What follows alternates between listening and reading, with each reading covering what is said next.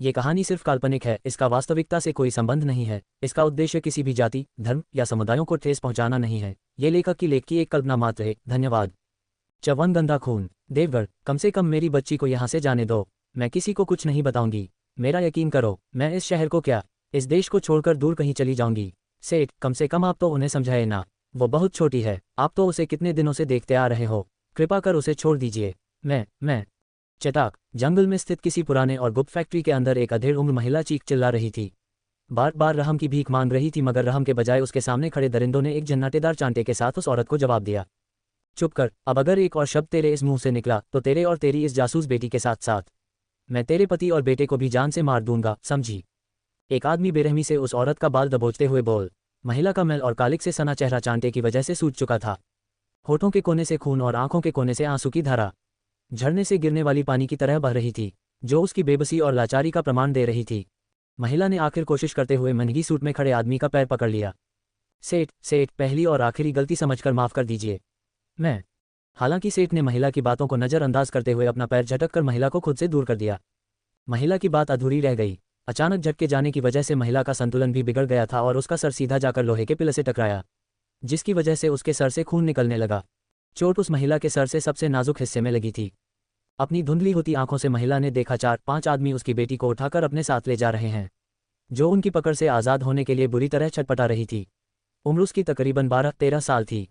The महिला ने अपनी बेटी को पुकारने की कोशिश की, किंतु शब्द से पहले हिम्मत ने उसका शरीर त्याग दिया था। हवा में हल्के उठे उसके हाथ जमीन पर ऐसे गिर गए जैसे उसके शरीर में प्राण ही ना बची हो।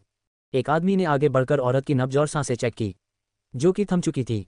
आदमी 2 कदम पीछे हटकर बोला, बॉस, ये तो मर गई। ये साली इतनी आसानी से कैसे मर गई? अभी तो मैंने इसके साथ कुछ किया भी नहीं था।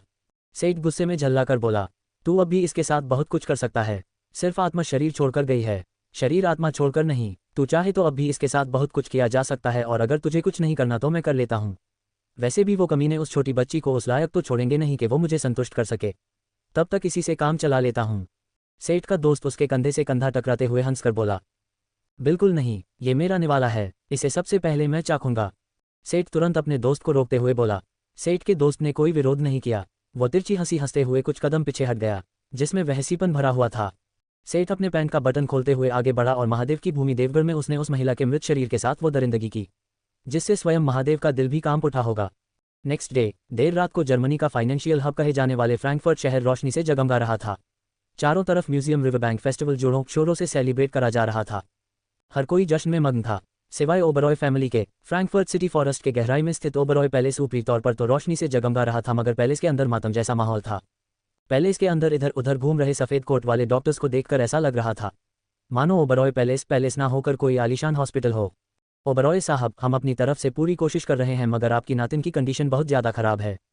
उन्हें बहुत बड़ा शॉक लगा है। मुझे तो समझ नहीं आता, इतनी कच्ची उम्र में उनके साथ इतना कुछ कैसे हो गया। पिछले 6 घंटे में मिस देविका 20 से भी ज़्यादा बार मैनिक एपिसोड से गुजर चुकी हैं। साइकोसिस जैसी प्रॉब्लम फेस कर रही है वो। उनका पूरी तरह ठीक होना इतना आसान नहीं होगा। कम से कम उन्हें पूरी तरह ठीक होने में 1 साल लग जाएंगे, या फिर 1 साल से ज़्यादा भी। फिलहाल उनकी जैसी कंडीशन है, उसमें उनका जिंदा रह पाना भी बहुत बड़ी बात है। इतनी कम उम्र में इतना बड़ा मेंटल ट्रॉमा हैंडल करना आसान बात नहीं होती, डॉक्टर ने कहा। डॉक्टर के मुंह से अपनी 13 साल की नातिन के लिए ऐसी कठोर बातें सुनकर रघुनाथ सिंघानिया का दिल कांप उठा। मिस्टर रघुनाथ लड़खड़ाकर धम से काउच पर गिर पड़े। उनका माथा ठंडे पसीने से लथपथ हो चुका था। ओबरॉय साहब, हम अपनी तरफ से पूरी कोशिश कर रहे हैं, मगर आपकी नातिन की कंडीशन बहुत ज़्यादा खराब है। उन्हें बहुत बड़ा शॉक लगा है। मुझे तो समझ नहीं आता, इतनी कच्ची उम्र में उनके साथ इतना कुछ कैसे हो गया। पिछले 6 घंटे में मिस देविका 20 से भी ज़्यादा बार मैनिक एपिसोड से गुजर चुकी हैं। साइकोसिस जैसी प्रॉब्लम फेस कर रही है वो। उनका पूरी तरह ठीक होना इतना आसान नहीं होगा। कम से कम उन्हें पूरी तरह ठीक होने में 1 साल लग जाएंगे, या फिर 1 साल से ज़्यादा भी। फिलहाल उनकी जैसी कंडीशन है, उसमें उनका जिंदा रह पाना भी बहुत बड़ी बात है। इतनी कम उम्र में इतना बड़ा मेंटल ट्रॉमा हैंडल करना आसान बात नहीं होती। डॉक्टर के मुंह से अपनी 13 साल की नातिन के लिए ऐसी कठोर बातें सुनकर रघुनाथ सिंघानिया का दिल कांप उठा। मिस्टर रघुनाथ लड़खड़ाकर धम से काउच पर गिर पड़े। उनका माथा ठंडे पसीने से लथपथ हो चुका था। केयरटेकर ने तुरंत आकर मिस्टर रघुनाथ को संभाला, मगर उनके हाथों और दिल की कंपन रोकने के लिए केयरटेकर कुछ ना कर पाया। ओबरॉय साहब, ये हिम्मत खोने का वक्त नहीं है। अगर आप ऐसे अपनी हिम्मत खो देंगे तो मिस देविका को कौन संभालेगा? इस नाजुक वक्त में उन्हें आपकी और अपने परिवार की जरूरत है। खुश रखने की कोशिश कीजिए उन्हें। हो सके तो उनकी माँ को यहाँ बुलावा लीजिए। माँ का प्यार और साथ उन्हें रिकवर करने में मदद करेगी, डॉक्टर ने गंभीरता से कहा। देविका की मां का जिक्र सुनते ही मिस्टर रघुनाथ के चेहरे पर कड़वाहट के भाव उमड़ आए। कहने को तो देविका की मां अन्नपूर्णा मिस्टर रघुनाथ की बेटी थी, मगर मिस्टर रघुनाथ की नज़रों में अन्नपूर्णा ना ही एक अच्छी इंसान थी और ना ही एक अच्छी मां। देविका जब 3 साल की थी तब उसके पेरेंट्स ने अपनी शादी को एक अनसेक्सफुल शादी करार देकर एक दूसरे को डाइवोर्स दे दिया था। डाइवोर्स के बाद अन्नपूर्णा ने अपने कॉलेज स्वीटहार्ट से शादी कर लिया और देविका के पिता भी अपनी जिंदगी में व्यस्त हो गए। देविका को ना ही उसकी मां अपने साथ रखना चाहती थी और ना ही उसके पिता। अपने ही मां और पिता से ठुकराई गई 3 साल की नन्ही देविका को अंत में उसके नाना जी अपने घर ले आए और 3 साल की उम्र से ही देविका की परवरिश उसके नाना जी और मामा हितेश ओबरॉय ने किया। बीते 10 सालों में शायद ही देविका के माता पिता कभी उससे मिलने आए होंगे या फिर उसकी खैर खबर ली होगी। मिस्टर रघुनाथ को नहीं पता था देविका के बारे में जानने के बाद भी अन्नपूर्णा उससे मिलने यहाँ आएगी या नहीं। हालांकि देविका की बुरी अवस्था को याद कर मिस्टर रघुनाथ ने आखिरकार अपनी बेटी का नंबर डायल कर ही दिया। 3-4 रिंग के बाद कॉल कनेक्ट हुआ। अन्नपूर्णा, देविका की तबीयत ठीक नहीं है, क्या तुम आज यहाँ आ सकती हो? देविका को मिस्टर रघुनाथ ने धीमे स्वर में कहा। फोन की दूसरी तरफ मौजूद अन्नपूर्णा ने उनकी बात बीच में काटते हुए कहा, dad, I am really sorry, कल सारा का पीटीएम पेरेंट टीचर मीटिंग है, मैं आज वहाँ नहीं आ पाऊंगी। आई नो आज देविका का बर्थडे है, मगर कल मेरा सारा के स्कूल जाना बहुत जरूरी है। वो छोटी है और बहुत जिद्दी भी, अगर मैं कल उसके स्कूल नहीं गई तो वो पूरे घर को सर पर उठा लेगी। आप तो उसकी आदतों से वाकिफ ही हो। मैं देविका का गिफ्ट भिजवा दूंगी, आप उसे मेरी तरफ से हैप्पी बर्थडे बोल देना। मिस्टर रघुनाथ शब्दहीन हो गए। उन्हें समझ नहीं आ रहा था उनकी बेटी ने देविका की तबीयत खराब होने वाली बात सुनी नहीं या फिर सुनकर भी नज़रअंदाज कर दी, जैसे वो हमेशा देविका से जुड़ी हुई बातों को नज़रअंदाज किया करती थी। बिग बॉस, देविका मैडम अपने कमरे में नहीं है। अचानक आई सर्वेंट की चीख सुनकर मिस्टर रघुनाथ अपने होश में वापस आए और उन्हें आभास हुआ कॉल अन्नपूर्णा ने कब का डिस्कनेक्ट कर दिया था। क्या बकवास कर रहे हो तुम? देविका अपने कमरे में नहीं है तो कहाँ है? थोड़ी देर पहले ही तो मैं डॉक्टर राम के साथ उसके कमरे से बाहर आया हूँ। इस 1-2 मिनट के बीच में वो कहाँ जा सकती है? जाकर देखो, वो पैलेस में ही कहीं होगी। मिस्टर रघुनाथ ने फोन काउच पर पटकते हुए गुस्से में कहा। डॉक्टर राम ने मिस्टर रघुनाथ की बातों में सहमति जताते हुए कहा, हाँ, जल्दी जाकर ढूंढो मिस देविका को। ऐसी कंडीशन में उनका अकेले रहना खतरे से खाली नहीं है। कहीं उनका मैनिक एपिसोड फिर से स्टार्ट हो गया तो हेल्यूसिनेशन की वजह से वो खुद को भी नुकसान पहुंचा सकती हैं। डॉक्टर राम की बात सुनकर मिस्टर रघुनाथ और ज्यादा बेचैन हो उठे। उनके इंस्ट्रक्शन पर सर्वेंट ने पूरा पैलेस छान मारा, मगर देविका किसी को कहीं नहीं मिली। अंत में सीसीटीवी फुटेज के जरिए सबको पता चला देविका जंगल की तरफ कहीं भागी है। गार्ड्स देविका को ढूंढने जंगल में चले गए। मिस्टर रघुनाथ का जी बुरी तरह घबराने लगा था। उन्होंने तुरंत अपने बेटे हितेश ओबरॉय को कॉल करके देविका के बारे में बताया। हितेश ओबरॉय 2 दिन पहले यूनाइटेड स्टेट्स बिजनेस ट्रिप पर गया था, मगर देविका के बारे में सुनते ही वो अपना बिजनेस नेगोशिएशन बीच में छोड़कर वापस आ रहा था। देविका के पेरेंट्स से ज्यादा तो उसे देविका की फिक्र थी। दूर फ्रैंकफर्ट सिटी फॉरेस्ट में कहीं एक लड़की नंगे पांव, कांटों और नुकीले पत्थरों से होते हुए बेसुध सी भागे जा रही थी, ऐसे जैसे मानो पूरी दुनिया तलवार लेकर उसके पीछे दौड़ रही हो। लड़की छोटी थी, दौड़ते हुए उसकी रफ्तार नन्ही लोमड़ी जैसी थी। जंगल और रात के सन्नाटे में लड़की के तेज सांसों की आवाज़ चारों तरफ गूंज रही थी। उसके चेहरे पर बिखरे उलझे बाल भी उस लड़की की सुंदरता छिपा नहीं पा रही थी। उसकी स्किन गुलाब की पंखुड़ी जैसी कोमल और दूध सी गोरी थी। काली रेशम जैसी जुल्फों से झांकती लड़की की सफ़ेद एडमिरल ग्रीन आंखें तितली के पंखों की तरह तेजी से फड़फड़ा रही थी, जिसमें मासूमियत और भोलेपन की जगह आंसू और खौफ नजर आ रहा था। भागते भागते वो लड़की एक कॉटेज के बाहर आ पहुंची, जिसके चारों तरफ लंबी बंदूक वाले गार्ड्स खड़े थे। लड़की उल्टे हाथ अपने आंसू पोंछते हुए कॉटेज के अंदर जाने लगी। गार्ड्स ने उस छोटी लड़की को देखा, मगर किसी ने उसे अंदर जाने से रोक टोक नहीं किया। लड़की लड़खड़ाते हुए अपने कदम आगे बढ़ा रही थी। उसके चेहरे और शरीर पर कुछ जख्मों थे, जिन्हें पट्टियां और स्टिकज की गई थी। हालांकि भागने के क्रम में कई पट्टियां और स्टिकज खुल गई और उन जख्मों से खून निकलने लगा था, जिसका दर्द अब जाकर लड़की को धीरे धीरे महसूस होने लगा। कुछ कदम चलने के बाद लड़की अचानक लड़खड़ा गई और मुंह के बल फर्श पर गिर पड़ी। उसके मुंह से दर्दनाक चीख निकलने वाली थी, जब उसने अपनी चीख को अपने ही हाथ से मुंह के अंदर दबा दिया, मानो अगर चीख उसके मुंह से बाहर निकली तो उसकी गर्दन काट दी जाएगी। पास से गुजर रही सर्वेंट ने जैसे ही उस लड़की को देखा, वैसे ही उसके पास आकर बोली, देविका बेबी, आप गिर कैसे गईं और आपको इतनी चोट कैसे लगी है? देखो तो जरा, खून भी बह रहा है। चलिए आप मेरे साथ चलिए, मैं आपकी मरहम पट्टी कर देती हूँ। अगर बॉस ने आपको इस हालत में देखा तो वो आपको बहुत डांटेंगे। सर्वेंट के सहारे देविका धीरे से उठी, मगर उसने उसके साथ जाने से मना कर दिया। आंटी क्लारा, मुझे डैड से मिलना है, मुझे उन्हें कुछ बताना है, प्लीज़ मुझे उसके पास के चलिए, मैं ठीक से चल नहीं पा रही हूँ, देविका ने कहा। उसकी आवाज़ धीमी और प्यारी थी, मगर उसकी सांसें बहुत ज़्यादा उखड़ी हुई थी। क्लारा पहले देविका की ट्रीटमेंट करना चाहती थी, मगर उसकी कंडीशन देख उसने उसे उसके पिता के पास ले जाना ही ठीक समझा। हमेशा मस्ती में रहने वाली देविका आज क्लारा को कुछ अजीब और डरी हुई लग रही थी। क्लारा सहारा देते हुए देविका को लिविंग एरिया की तरफ ले जाने लगी, जहां उसके डैड अपने दोस्त बेंजीन के साथ बैठे ड्रिंक कर रहे थे। देविका लिविंग एरिया में आने वाली थी जब बेंजीन की आवाज़ उसके कानों में पड़ी। जैक, क्या तुमने सुना देविका के साथ क्या? हाँ सुना तो से तुम्हारा क्या मतलब है? वो तुम्हारी बेटी है, क्या तुम उससे मिलने नहीं जाओगे? उसके साथ इतना कुछ हो गया और तुम यहाँ बैठकर शराब पी रहे हो। कैसे बाप हो तुम? जस्ट शट अप, वो गंदा खून मेरा नहीं है। देविका मेरी बेटी नहीं है, मैं उसके पास क्यों जाऊं? मेरा उससे कोई नाता रिश्ता नहीं है। जैक, क्या होश में हो? तुम्हें पता भी है तुम क्या बोल रहे हो? मैं सच बोल रहा हूँ। देविका मेरी बेटी नहीं है। मैं किसी और के गंदे खून को क्यों अपनाऊं? अब तक जो मैंने उसके लिए किया वही बहुत है। मैं उसके लिए और कुछ नहीं करने वाला हूँ। थक गया हूँ मैं इस झूठे रिश्ते को निभाते निभाते, अब और नहीं। देविका ने जैसे ही अपने डैड की बातें सुनी वैसे ही वो बुरी तरह कांपने लगी। उसका छोटा सा दिल लाख टुकड़ों में टूट चुका था। उसके डैड, जिन्हें वो हमेशा से सुपरहीरो समझती थी, उन्होंने उसे गंदा खून कहा था। पहले देविका को समझ नहीं आता था बाकी बच्चों की तरफ उसके मॉम डैड उसे प्यार क्यों नहीं करते हैं। उससे ऐसी कौन सी गलती हो गई जो उसके पेरेंट्स उसे नज़रअंदाज करते हैं, मगर आज देविका को समझ आ रहा था उसके साथ ऐसा क्यों होता था। वो अपने पेरेंट्स के नज़रों में गंदा खून जो थी। कौन थी वो अधेड़ उम्र महिला? क्या हुआ है देविका के साथ? कौन है देविका के असली पिता? क्या होगा देविका की जिंदगी में आगे? जानने के लिए टू बी कंटिन्यूड स्वर्गलोक जाने की तैयारी चटू। अब तक देविका ने जैसे ही अपने डैड की बातें सुनी वैसे ही वो बुरी तरह कांपने लगी। उसका छोटा सा दिल लाख टुकड़ों में टूट चुका था। उसके डैड, जिन्हें वो हमेशा से सुपरहीरो समझती थी, उन्होंने उसे गंदा खून कहा था। अब आगे, पहले देविका को समझ नहीं आता था बाकी बच्चों की तरफ उसके मॉम डैड उसे प्यार क्यों नहीं करते हैं। उससे ऐसी कौन सी गलती हो गई जो उसके पेरेंट्स उसे नज़रअंदाज करते हैं, मगर आज देविका को समझ आ रहा था उसके साथ ऐसा क्यों होता था। वो अपने पेरेंट्स के नज़रों में गंदा खून जो थी। देविका ने बगल में खड़ी क्लारा ने देविका के पिता जेकब की बातें सुनी। वो इस अचानक हुए खुलासे से जितनी हैरानी थी, उसे देविका के लिए उतना ही बुरा भी लग रहा था। देविका को क्लारा ने बड़े होते हुए देखा था, उसके डायपर्स चेंज किए थे। क्लारा अच्छे से जानती थी देविका के पेरेंट्स का व्यवहार देविका के प्रति कैसे था। भले ही देविका जेकब की बेटी ना हो, फिर भी वो एक 13 साल की छोटी मासूम लड़की थी। पहले उसे इग्नोर करना और फिर बाद में एकदम से उससे उसका वजूद भी छीन लेना क्लारा को किसी भी तरीके से सही नहीं लग रहा था। देविका का कांपता शरीर देखकर क्लारा उसे संभालने और समझाने की कोशिश करने लगी। देविका बेबी, बॉस की बातों को दिल पर मत लीजिए। मुझे लगता है बॉस को जरूर कोई गलतफहमी हो गई है। आप मेरे साथ आइए, मैं पहले डिस्पेंसरी में चलकर आपके जख्मों की डिसइंफेक्टेंट लगा दूं। उसके बाद हम आराम से बॉस से इस बारे में बात करेंगे। क्लारा को सच में जेकब के शब्दों पर यकीन नहीं हो रहा था। हालांकि वो फिलहाल कैसे भी करके देविका को वहां से दूर ले जाना चाहती थी।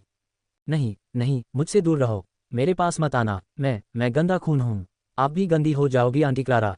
मैं गंदा खून हूँ, आज के बाद मुझसे दूर रहना, बहुत ज़्यादा दूर। देविका ने एकदम से क्लारा का हाथ झटकते हुए कहा। अचानक झटके जाने की वजह से क्लारा लड़खड़ा कर पीछे फ्लावर वाश से जा टकराए, जिसकी वजह से चीनी मिट्टी से बनी कीमती फ्लावर वाश फर्श पर गिरकर अनगिनत टुकड़ों में बंध गया। हालांकि क्लारा फ्लावर वाश टूटने से ज़्यादा देविका के बातों की वजह से हैरानी परेशान थी। उसे देविका की टेंशन होने लगी थी। क्लारा ने पहले सोचा था जेकब की बातों से देविका को हट होगा, मगर जेकब के कुछ चंद शब्दों का देविका के दिमाग पर इतना गहरा असर होगा, क्लारा ने यह बिल्कुल नहीं सोचा था। देविका ऐसे बिहेव कर रही थी जैसे वो अपना मानसिक संतुलन खो चुकी हो। वो लगातार बड़बड़ाते हुए खुद को ही गंदा खून बोले जा रही थी, मानो वो अपनी जिंदगी के सबसे कड़वे सच को अपनाने की कोशिश कर रही हो। क्लारा ने फिर से देविका की तरफ कदम बढ़ाया, जब देविका उसे जोर से धक्का देकर वहां से भाग गई। क्लारा की आंखों में आंसू आ गए थे। वो जल्दी से देविका का पीछा करते हुए बाहर आई, मगर उसे देविका बाहर दूर दूर तक कहीं नजर नहीं आई। क्या तुम लोगों ने देखा देविका बेबी किस तरफ गई है? क्लारा ने गार्ड से पूछा। नहीं, दरअसल 11 बज चुके हैं, पोजीशन चेंज का टाइम आ चुका था, इसलिए हम सब अपनी पोजीशनिंग चेंज करने के लिए बैकयार्ड में इकट्ठा हुए थे। यहाँ कोई नहीं था, हमारे लिए बता पाना मुश्किल होगा देविका मैडम किस तरफ गई है। आप सीसीटीवी फुटेज को चेक क्यों नहीं कर लेती? पता चल जाएगा देविका मैडम किधर गई है, गार्ड ने जवाब में कहा। गार्ड की बात सुनते ही क्लारा भागते हुए कॉटेज के अंदर आए। लिविंग एरिया में जेकब बेढंगे तरीके से टी टेबल पर अपना दोनों पैर रखे बैठा हुआ था। उसके एक हाथ की उंगलियों में सिगरेट सुलग रही थी और दूसरे में वाइन ग्लास थी, जिसे गोल गोल घुमाते हुए जेकब ना जाने क्या सोच रहा था। दूसरी काउच पर बैठा बेंजीन खामोशी से अपने दोस्त को घूर रहा था। बॉस, मुझे सीसीटीवी मॉनिटरिंग रूम का एक्सेस की चाहिए, क्लारा जल्दीबाजी में वहां आते ही बोली। क्लारा की बात सुनकर जेकब की आईब्रोज आपस में जुड़ गई। मिस क्लारा, आपको अचानक सीसीटीवी मॉनिटरिंग रूम का एक्सेस की क्यों चाहिए? और आप इतनी घबराई हुई क्यों हो? कुछ हुआ है क्या? देविका बेबी, वो थोड़ी देर पहले यहाँ आई थी। उन्होंने आपकी बातें सुनी और उसके बाद वो खुद को गंदा खून कहते हुए ना जाने कहाँ भाग गई। मुझे उनकी बहुत फिक्र हो रही है। वो बहुत ज़्यादा जख्मी भी थी, पता नहीं ऐसी हालत में अकेले वो कहाँ गई होंगी। प्लीज़ मुझे एक्सेस की दे दीजिए, मुझे उन्हें जाकर ढूंढना है, क्लारा ने तेजी से सांस लेते हुए कहा। देविका का जिक्र सुनते ही जेकब के भाव बदल गए। जेकब जल्दी से उठा और दौड़ते हुए मॉनिटरिंग रूम की तरफ भागा। देविका बेबी, वो थोड़ी देर पहले यहाँ आई थी। उन्होंने आपकी बातें सुनी और उसके बाद वो खुद को गंदा खून कहते हुए ना जाने कहाँ भाग गई। मुझे उनकी बहुत फिक्र हो रही है। वो बहुत ज़्यादा जख्मी भी थी। पता नहीं ऐसी हालत में अकेले वो कहाँ गई होंगी। प्लीज़ मुझे एक से इसकी दे दीजिए, मुझे उन्हें जाकर ढूंढना है। देविका का जिक्र सुनते ही जेकब के भाव बदल गए। जेकब जल्दी से उठा और दौड़ते हुए मॉनिटरिंग रूम की तरफ भागा। क्लारा और बेंजीन भी जेकब के पीछे गए। सीसीटीवी फुटेज देखने के बाद जेकब फुर्ती से अपनी कार की लेकर बाहर जाने लगा। देविका ईस्ट रूट में भागी थी। बाहर आकर जेकब ने अपने गार्ड्स को जंगल में जाकर देविका को ढूंढने का इंस्ट्रक्शन दिया और फिर वो अपनी कार इंजन स्टार्ट कर ईस्ट रूट पर तेजी से ड्राइव करने लगा। दूसरी तरफ सुनसान जंगल में देविका सड़क के बीचों बीच घुटनों में सर छुपाए बैठी थी। उसके दोनों कंधे बुरी तरह हिल रहे थे। शायद वो रो रही थी मगर उसके मुंह से कोई रोने की आवाज़ नहीं निकल रही थी, बस उसके आंसू बह रहे थे। दुनिया या जगह की उसे कोई सूझ बूझ नहीं रही थी। यहाँ तक कि जब हॉर्न बजाती हुई एक वाइट स्पोर्ट्स कार देविका की तरफ आने लगी थी, तब भी देविका सड़क के बीच से नहीं उठी। या तो देविका के कानों में हॉर्न की आवाज़ जा नहीं रही थी या फिर वो मरना चाहती थी। स्पोर्ट्स कार शायद अपनी सबसे तेज रफ्तार में थी। ड्राइव कर रहे इंसान ने जब आप ब्रेक लगाने की कोशिश की तो कार रगड़ के साथ रोड पर लंबा एस का निशान बनाती हुई देविका से ठीक 2 इंच की दूरी पर आकर रुकी। ड्राइविंग सीट का दरवाजा खोल एक लंबा और हैंडसम आदमी कार से बाहर आया, जिसने कीमती बिजनेस सूट पहन रखा था। आदमी ने कुछ पल तक देविका को गौर से देखा और फिर वो असमंजस भरे कदमों से देविका के पास आने लगा, जो खुद में ही सिमटी हुई थी। आदमी देविका के सामने पंजों के बल बैठ गया और बोला, देविका। अचानक आई जानी पहचानी आवाज़ सुनकर देविका ने धीरे से अपना सर उठाया। उसके ठीक सामने उसके मामा हितेश ओबरॉय बैठे हुए थे। देविका का चेहरा कन्फर्म होते ही मिस्टर हितेश ने उसे अपने सीने से लगा लिया। उन्हें अपने आंखों पर यकीन नहीं हो रहा था। मैं 2 दिनों के लिए देश से बाहर क्या गया, तुमने अपनी ऐसी हालत बना ली। अगर मुझे पता होता तुम ऐसा कुछ करोगी तो मैं तुम्हें अकेला छोड़ता ही नहीं। मिस्टर हितेश ने देविका के माथे पर किस करते हुए कहा। योजक चिन्ह, उद्धरण चिन्ह। देविका ने कोई जवाब नहीं दिया। काफी वक्त बाद देविका धीरे से फुसफुसाई, मैं गंदा खून नहीं हूं। मिस्टर हितेश का हैंडसम चेहरा एकदम से कठोर हो गया। मिस्टर हितेश ने देविका का छोटा सा चेहरा अपने हाथों में भरते हुए पूछा, तुम्हें ये बकवास किसने कहा? मैं गंदा खून नहीं हूं, है ना? डैडी ने कहा मैं गंदा खून हूं। मैं गंदा खून नहीं हूं ना मामा, देविका ने धीमी आवाज में कहा।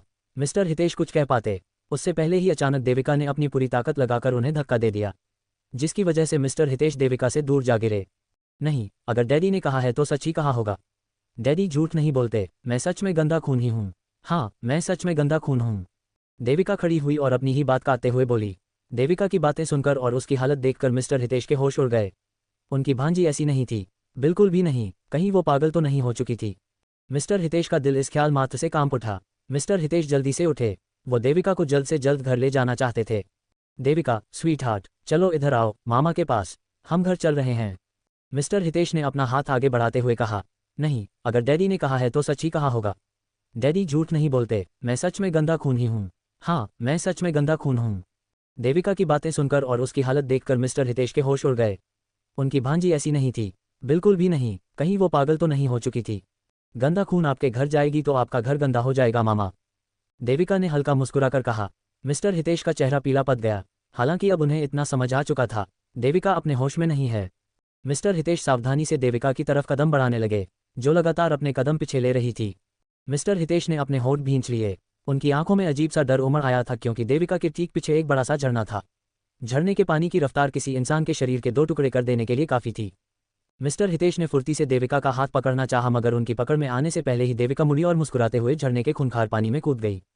देविका, नहीं! मिस्टर हितेश की चीख से एकाएक पूरा फ्रैंकफर्ट सिटी फॉरेस्ट गूंज उठा। 13 साल बाद दिल्ली, इंडिया। मेहता परिवार की चहती और सजीव मेहता की इकलौती बेटी सिया के खराब मूड की वजह से मेहता निवास में अजीब सा माहौल था। मॉम, मुझे समझ नहीं आ रहा आपने उस लड़की को यहाँ क्यों बुलाया है। वो मेरी वजह से अपने उस पिछड़े गांव से बाहर निकल पाए, दिल्ली जैसे बड़े शहर में आ पाए, मगर इसके लिए मेरा एहसान मानने के बजाय वो लड़की मेरी जगह लेने की कोशिश कर रही है। आखिर उसमें ऐसा क्या है जो सिंघानिया परिवार ने उसे चुना? ना वो मेरी तरह वेल एजुकेटेड है, ना ही उसमें कोई क्लास और ना ही उसका कोई अच्छी फैमिली बैकग्राउंड है।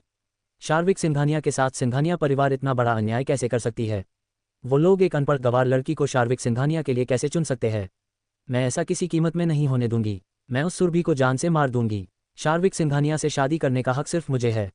सिया ने गुस्से से पैर पटकते हुए कहा। मॉम, मुझे समझ नहीं आ रहा आपने उस लड़की को यहाँ क्यों बुलाया है। वो मेरी वजह से अपने उस पिछड़े गांव से बाहर निकल पाए, दिल्ली जैसे बड़े शहर में आ पाए, मगर इसके लिए मेरा एहसान मानने के बजाय वो लड़की मेरी जगह लेने की कोशिश कर रही है।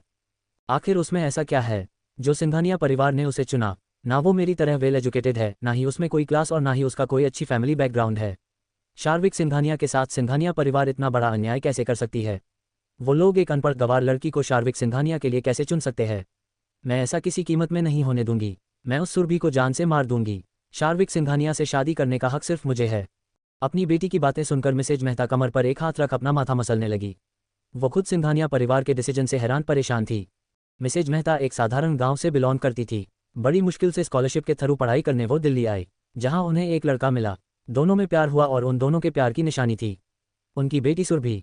हालांकि मिसेज मेहता एक लालची किस्म की औरत थी। जिस लड़के से कॉलेज में उन्हें प्यार हुआ था वो लड़का ज़्यादा अमीर नहीं था, मगर मिसेज मेहता के सपने बड़े थे। इसीलिए मिसेज मेहता ने उस लड़के से ब्रेकअप कर लिया और दिल्ली के एक अमीर बिजनेस संजीव मेहता से शादी कर लिया। अपनी नाजायज़ बेटी सुरभि को मिसेज मेहता ने गांव में अपनी मां के पास छोड़ दिया, मगर 2 दिन पहले उन्होंने सुरभि को अपने पास दिल्ली बुला लिया। हालांकि उन्होंने सुरभि को दिल्ली क्यों बुलाया ये बता पाना मुश्किल था। कल सिंघानिया फैमिली से कुछ लोग अचानक मेहता निवास आए थे। मेहता परिवार भले ही दिल्ली की कॉर्पोरेट जगत का एक अहम हिस्सा थी, मगर सिंघानिया फैमिली के सामने मेहता फैमिली चींटी जितनी हैसियत रखती थी। मेहता परिवार पहले समझ नहीं पाए देश की सबसे ताकतवर परिवार के बुजुर्ग उनके घर क्यों आए हैं, मगर जब शार्विक सिंघानिया के दादाजी आनंद सिंघानिया ने उन्हें बताया वो रिश्ते की बात करने वहां आए हैं, तो पूरी की पूरी मेहता फैमिली हैरान हो गई। हैरान होती भी कैसे नहीं, मेहता फैमिली और सिंघानिया फैमिली का कोई मेल ही नहीं था। हालांकि आनंद सिंघानिया यही नहीं रुके। जब मेहता फैमिली सोचने लगी थी उनकी राजकुमारी सिया के लिए रिश्ता आया है, तब आनंद सिंघानिया ने उन्हें बताया रिश्ता सिया के लिए नहीं बल्कि 5 दिन पहले दिल्ली आई सुरभि के लिए आया है।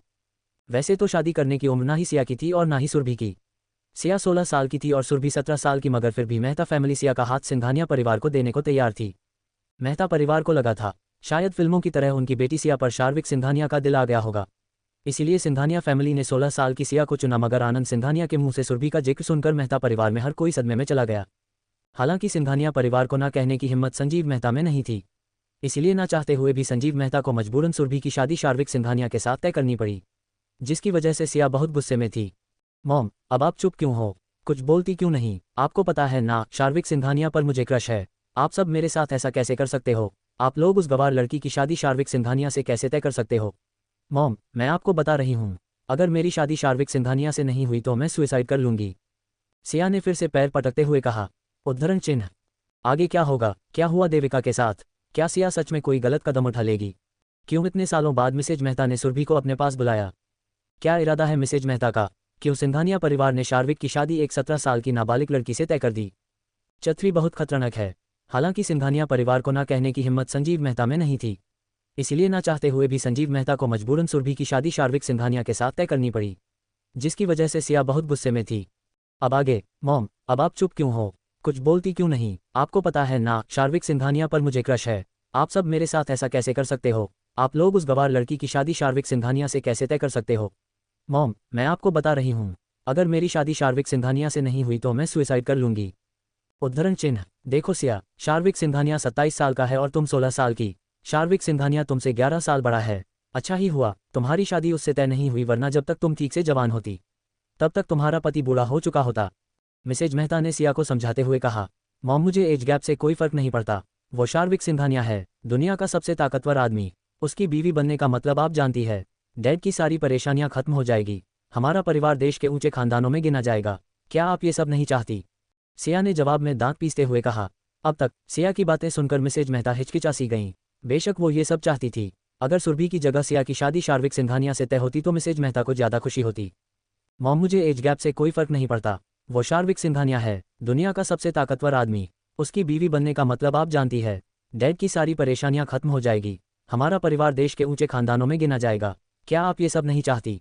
सिया की बातें सुनकर मिसेज मेहता हिचकिचासी गईं।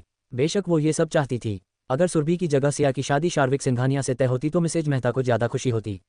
आखिरकार सिया बिल्कुल अपनी मां की तरह ही थी और मिसेज मेहता उससे बहुत प्यार करती थी। भले ही शार्विक सिंघानिया उम्र में सिया से 11 साल बड़ा ही क्यों ना हो, उसके पास दौलत, रुतबा और नाम था, जो सिया और मिसेज मेहता को सबसे ज्यादा प्यारा था। सिया, मैं तुम्हारी बात समझती हूँ, मैं जानती हूँ तुम्हें हमारे परिवार की फिक्र है, मगर सुरभि को सिंघानिया परिवार ने चुना है। वो आनंद सिंघानिया की पसंद है। हम इस मामले में कुछ नहीं कर सकते हैं। अगर हमने कुछ उल्टा सीधा करने की कोशिश भी करी तो सिंघानिया परिवार हमें तबाह कर देगी। बात समझने की कोशिश करो। मिसेज मेहता ने गहरी सांस लेकर कहा। अपनी मां की बात सुनकर सिया की आंखों में आंसू आ गए। जब से उसने मैगजीन में शार्विक सिंघानिया को देखा था तब से ही वो शार्विक सिंघानिया की दीवानी हो गई थी, मगर अब उसके क्रश की शादी उसकी बड़ी बहन से होने वाली थी। सिया की आंखों में आंसू देख मिसेज मेहता ने उसे अपने सीने से लगा लिया। उसी वक्त उन दोनों के कानों में किसी के कदमों की आहट पड़ी। मिसेज मेहता और सिया ने एक साथ स्टेयरकेस की तरफ देखा, जहां से एक पतली और सुंदर लड़की आलस से चलती हुई नीचे उतर रही थी। सिया की आंखों में फिर से नफरत और गुस्सा उमड़ आया। सिया दांत किटकिटाते हुए अपनी बड़ी बहन सुरभि को घूरने लगी, जिसने दिल्ली पब्लिक स्कूल की यूनिफॉर्म पहन रखी थी। जिस स्टेयरकेस से नीचे उतरने में आमतौर पर लोगों को 1-1.5 मिनट लगता है, उसी स्टेयरकेस से नीचे आने में सुरभि को पूरे 5 मिनट लगे। नीचे आने के बाद सुरभि ने अपनी झुकी हुई पलकें उठाई। उसकी एडमिरल ग्रीन आंखों के कोने लाल नजर आ रहे थे, मानो वो पूरी रात सोई ना हो। सुरभि, तुम्हारी आंखों को क्या हुआ है? ये इतनी लाल क्यों है? क्या तुम कल रात फिर से नहीं सोई? मिसेज मेहता ने सख्ती से पूछा। सुरभि ने जवाब में एक शब्द कहा, हाँ मॉम। आप भी ना, कैसे सवाल पूछती रहती है। सुरभि दी को जिंदगी में पहली बार स्मार्टफोन मिला है, वो पूरी रात अपना फ़ोन यूज़ करेगी या सोएगी? सिया ने उसे टॉन्ट मारते हुए कहा। सिया की बात सुनकर मिसेज मेहता का गुस्सा और ज़्यादा बढ़ गया। हालांकि मिसेज मेहता को अच्छे से पता था सिया सुरभि को नीचा दिखाने की कोशिश कर रही है, मगर सिया को इसके लिए डांटने के बजाय मिसेज मेहता सुरभि को ही खड़ी खोटी सुनाने लगी। सिया मन ही मन तिरछी हंसी हंसते हुए सुरभि को देख रही थी, जो किसी बेजान पुतले की तरह उनके सामने खड़ी थी। सुरभि को देखकर ऐसा लग रहा था मानो उसके कान में तो मिसेज मेहता की बात रही थी, मगर उसके दिमाग पर उनकी बातों का कोई असर नहीं हो रहा था। सुरभि अपनी पलकें झुकाए आलस से वहां खड़ी थी। उसके एक कंधे पर उसका बैकपैक लापरवाही से टंगा हुआ था और दूसरे कंधे पर स्कूल यूनिफॉर्म का जैकेट। भोली शकल होने के बावजूद वो असभ्य, बदतमीज और बागी लड़कियों जैसी दिखती थी। मिसेज मेहता जी भर सुरभि को डांटने के बाद किचन की तरफ चली गई। सिया भी स्कूल के लिए तैयार होने अपने कमरे की तरफ जाने लगी, मगर अचानक सुरभि ने अपना पैर उसके रास्ते में अड़ाते हुए उसे रोक दिया। तुम्हारी हिम्मत कैसे हुई मेरे रास्ते में टांग अड़ाने की? सिया ने गुस्से में कहा। सुरभि ने कोई जवाब नहीं दिया। उसने धीरे से अपने बैकपैक के अंदर हाथ डाला और उसके अंदर से एक पतली लंबी रस्सी निकाली, जिसे देखकर सिया की आंखों सिकुड़ गई। सुरभि ने रस्सी सिया की तरफ बढ़ाते हुए कहा, ये लो। मैं ये क्यों लूँ? सिया ने पूछा। भविष्य में सुसाइड करने के काम आएगा। सुरभि ने आराम से जवाब में कहा, योजक चिन्ह उद्धरण चिन्ह। सुरभि की बात सुनकर सिया का चेहरा गुस्से से तमतमा उठा। हालांकि उसने सुरभि को कुछ नहीं कहा। सिया रोते हुए सीधा अपने डैड संजीव मेहता के स्टडी रूम की तरफ चली गई, जहां संजीव मेहता अपने ऑफिस का काम कर रहे थे। सुरभि धीमे कदमों के साथ घर के बाहर आए। उसके सुंदर चेहरे पर कोई भाव नहीं थे। उसको देखकर ऐसा लगता जैसे उसे कुछ महसूस ही ना होता हो। मेहता निवास से दिल्ली पब्लिक स्कूल ज़्यादा दूर नहीं थी। गाड़ी से 10 मिनट और पैदल 25 मिनट लगता था मेहता निवास से दिल्ली पब्लिक स्कूल पहुंचने में। सुरभि पैदल ही स्कूल जाया करती थी। हालांकि मिस्टर संजीव ने सुरभि को कार ऑफर किया था, मगर सुरभि ने इसके लिए उन्हें मना कर दिया था। सुरभि आराम से छोटे कदम लेते हुए अपने स्कूल की तरफ जाने लगी। रास्ते में सुरभि एक मेडिकल स्टोर पर रुकी, जहां एक बूढ़ा केमिस्ट बैठा हुआ था। केमिस्ट ने गोल्डन फ्रेम चश्मा पहन रखा था। कल तो मैंने तुम्हें नींद की गोलियां दी थी, फिर तुम्हारी आंखें इतनी लाल क्यों है? क्या तुमने नींद की गोली नहीं खाए? सुरभि को देखते ही बूढ़े केमिस्ट ने पूछा। मुझे और नींद की गोलियां चाहिए। सुरभि ने जवाब देने के बजाय कहा। बूढ़े आदमी आंखें सिकुड़ गई। तुम्हें और नींद की गोलियां क्यों चाहिए? कल मैंने तुम्हें 10 गोलियां दी थी, क्या वो खत्म हो गई? हाँ, मुझे और नींद की गोलियां चाहिए, कम से कम 100 गोलियां। वॉट, तुमने एक दिन में 10 गोलियां खा ली? देखो, नींद की गोलियां कोई चॉकलेट टॉफी नहीं है जो तुम एक दिन में जितना मन हो उतना खा लो। नींद की गोलियां एक तरीके का ड्रग होता है। अगर तुम इतनी ज़्यादा गोलियां कंज्यूम करोगी तो तुम्हें उसका एडिक्शन हो जाएगा। ये बहुत खतरनाक है। बूढ़ा केमिस्ट सुरभि को समझाना चाहता था, मगर सुरभि के ऊपर उसके किसी बात का असर नहीं हुआ। सुरभि ने अपना फ़ोन निकाला, फ़ोन में कुछ टाइप किया और फ़ोन स्क्रीन बूढ़े केमिस्ट की तरफ कर दिया। बूढ़े केमिस्ट ने आंख सिकोड़कर फ़ोन स्क्रीन पर आए मैसेज को देखा, जो मेडिकल स्टोर ने मालिक ने उसके लिए भेजा था। पूरा मैसेज पढ़ते ही बूढ़े केमिस्ट ने अपना दांत भींच लिया। एक तो ये लड़की डॉक्टर के प्रेस्क्रिप्शन के बगैर इलीगली उससे नींद गोली लेने आती थी और ऊपर से अच्छा सुझाव देने पर स्टोर के मालिक का सहारा लेकर उसे धमकाती भी थी। बूढ़े केमिस्ट ने गुस्से में 100 नींद की गोलियां पैक की और पैकेट सुरभि को दे दी। सुरभि ने हाथ बढ़ाकर पैकेट लिया, मगर वो वहां से गई नहीं। सुरभि ने पैकेट खोलकर काउंटर पर उड़ेल और केमिस्ट के सामने ही एक एक कर गोलियां गिनने लगी। सुरभि की हरकत देख बूढ़े केमिस्ट ने उससे अपनी नजरें फेर ली। उसकी चिढ़ उसके आंखों में नजर आ रही थी। सुरभि ने ध्यान से सारी गोलियां गिनी, उन्हें दोबारा से पैकेट में डाला और उसे लेकर वहां से चली गई। ना उसने बूढ़े केमिस्ट को पैसा दिया था और ना ही बूढ़े केमिस्ट ने उससे पैसे मांगे थे।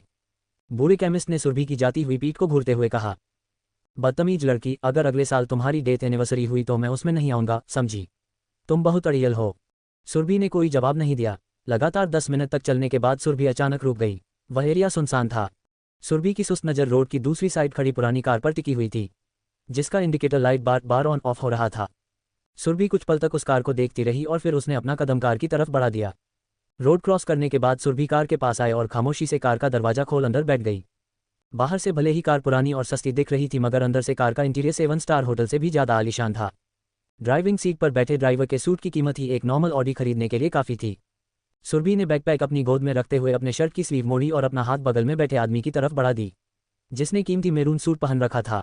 आदमी ने अपना सूटकेस ओपन किया, जिसके अंदर ढेर सारे मेडिकल इक्विपमेंट्स मौजूद थे। आदमी ने इंजेक्शन उठाया और सुरभि के हाथ में इंजेक्ट करते हुए कहा, आपका खून बेशकीमती है, मगर हर टेस्ट के बाद मुझे आपके डीएनए स्ट्रक्चर में एक नया बदलाव देखने को मिलता है। इसीलिए हर महीने मुझे आपका थोड़ा खून टेस्ट के लिए ले जाना पड़ता है। मैं ये जानबूझकर नहीं करता। मैं जानता हूँ आपका खून आपके लिए कितना जरूरी है। सुरभि ने कोई जवाब नहीं दिया। वो खामोशी से विंडो से बाहर रोड के किनारे उछल कूद कर रही छोटी बिल्ली को देख रही थी। आदमी ने सुरभि का ब्लड कलेक्ट करने के बाद उसके कुछ और टेस्ट किए। पूरे टेस्ट के दौरान सुरभि की सुस्त नजरें उछल कूद कर रही छोटी बिल्ली पर ही टिकी हुई थी। आपका शुगर स्टेबल है मगर ब्लड प्रेशर थोड़ा हाई है। लगता है मेहता फैमिली आपको कुछ खास पसंद नहीं आ रही। मेडिकल इक्विपमेंट समेटते हुए आदमी बोला। सुरभि ने अब जाकर उस आदमी की तरफ देखा, जो दिखने में काफी हैंडसम था। उम्र उसकी तकरीबन 26-27 साल होगी। स्टीवेन, अब वो कैसे है? होश कब तक आएगा उसे? सुरभि ने अपना स्लीव ठीक करते हुए पूछा। उनकी कंडीशन स्टेबल है मगर उन्हें होश कब आएगा इस बारे में कुछ कहा नहीं जा सकता है, स्टीवेन ने जवाब में कहा। सुरभि ने आगे कुछ नहीं कहा। कार का दरवाजा खोलकर सुरभि बाहर जाने लगी थी, जब स्टीवेन ने धीरे से पूछा, क्या आप सच में शार्विक सिंघानिया से शादी करोगी? सुरभि ने एक शब्द में जवाब दिया और फिर वो दरवाजा बंद करके वहां से चली गई। नहीं, मुंबई शहर के सबसे एक्सक्लूसिव रिजॉर्ट के बाहर जर्नलिस्ट्स की भीड़ इकट्ठा थी। आज वहां साल का सबसे बड़ा बिजनेस एग्जीबिशन ऑर्गेनाइज किया गया था, जिसमें देश विदेश के लेजेंडरी बिजनेसमैन और हाई प्रोफाइल पॉलिटिशियन शामिल हुए थे। वेन्यू के बाहर लगातार बेशकीमती गाड़ियां आकर रुक रही थी, जिससे बाहर आने वाले इंसानों की तस्वीर कैद करने के लिए जर्नलिस्ट उतने ही उतावले थे जितने भक्त अपने भगवान से मिलने के लिए होते हैं। एग्जीबिशन स्टार्ट होने से तकरीबन 1 मिनट पहले पूरे एरिया में चौपर उड़ने की तेज आवाज गूंजने लगी। वो आवाज ऐसी थी मानो राजा अपने स्वागत में खुद ही ढोल नगारे बजावा रहा हो। जर्नलिस्ट्स ने जल्दी से अपने कैमरा पर्सन को इंस्ट्रक्शन दिया ताकि उनके कैमरामैन चौपर से बाहर आने वाले इंसान को अच्छे एंगल से कैप्चर कर सकें।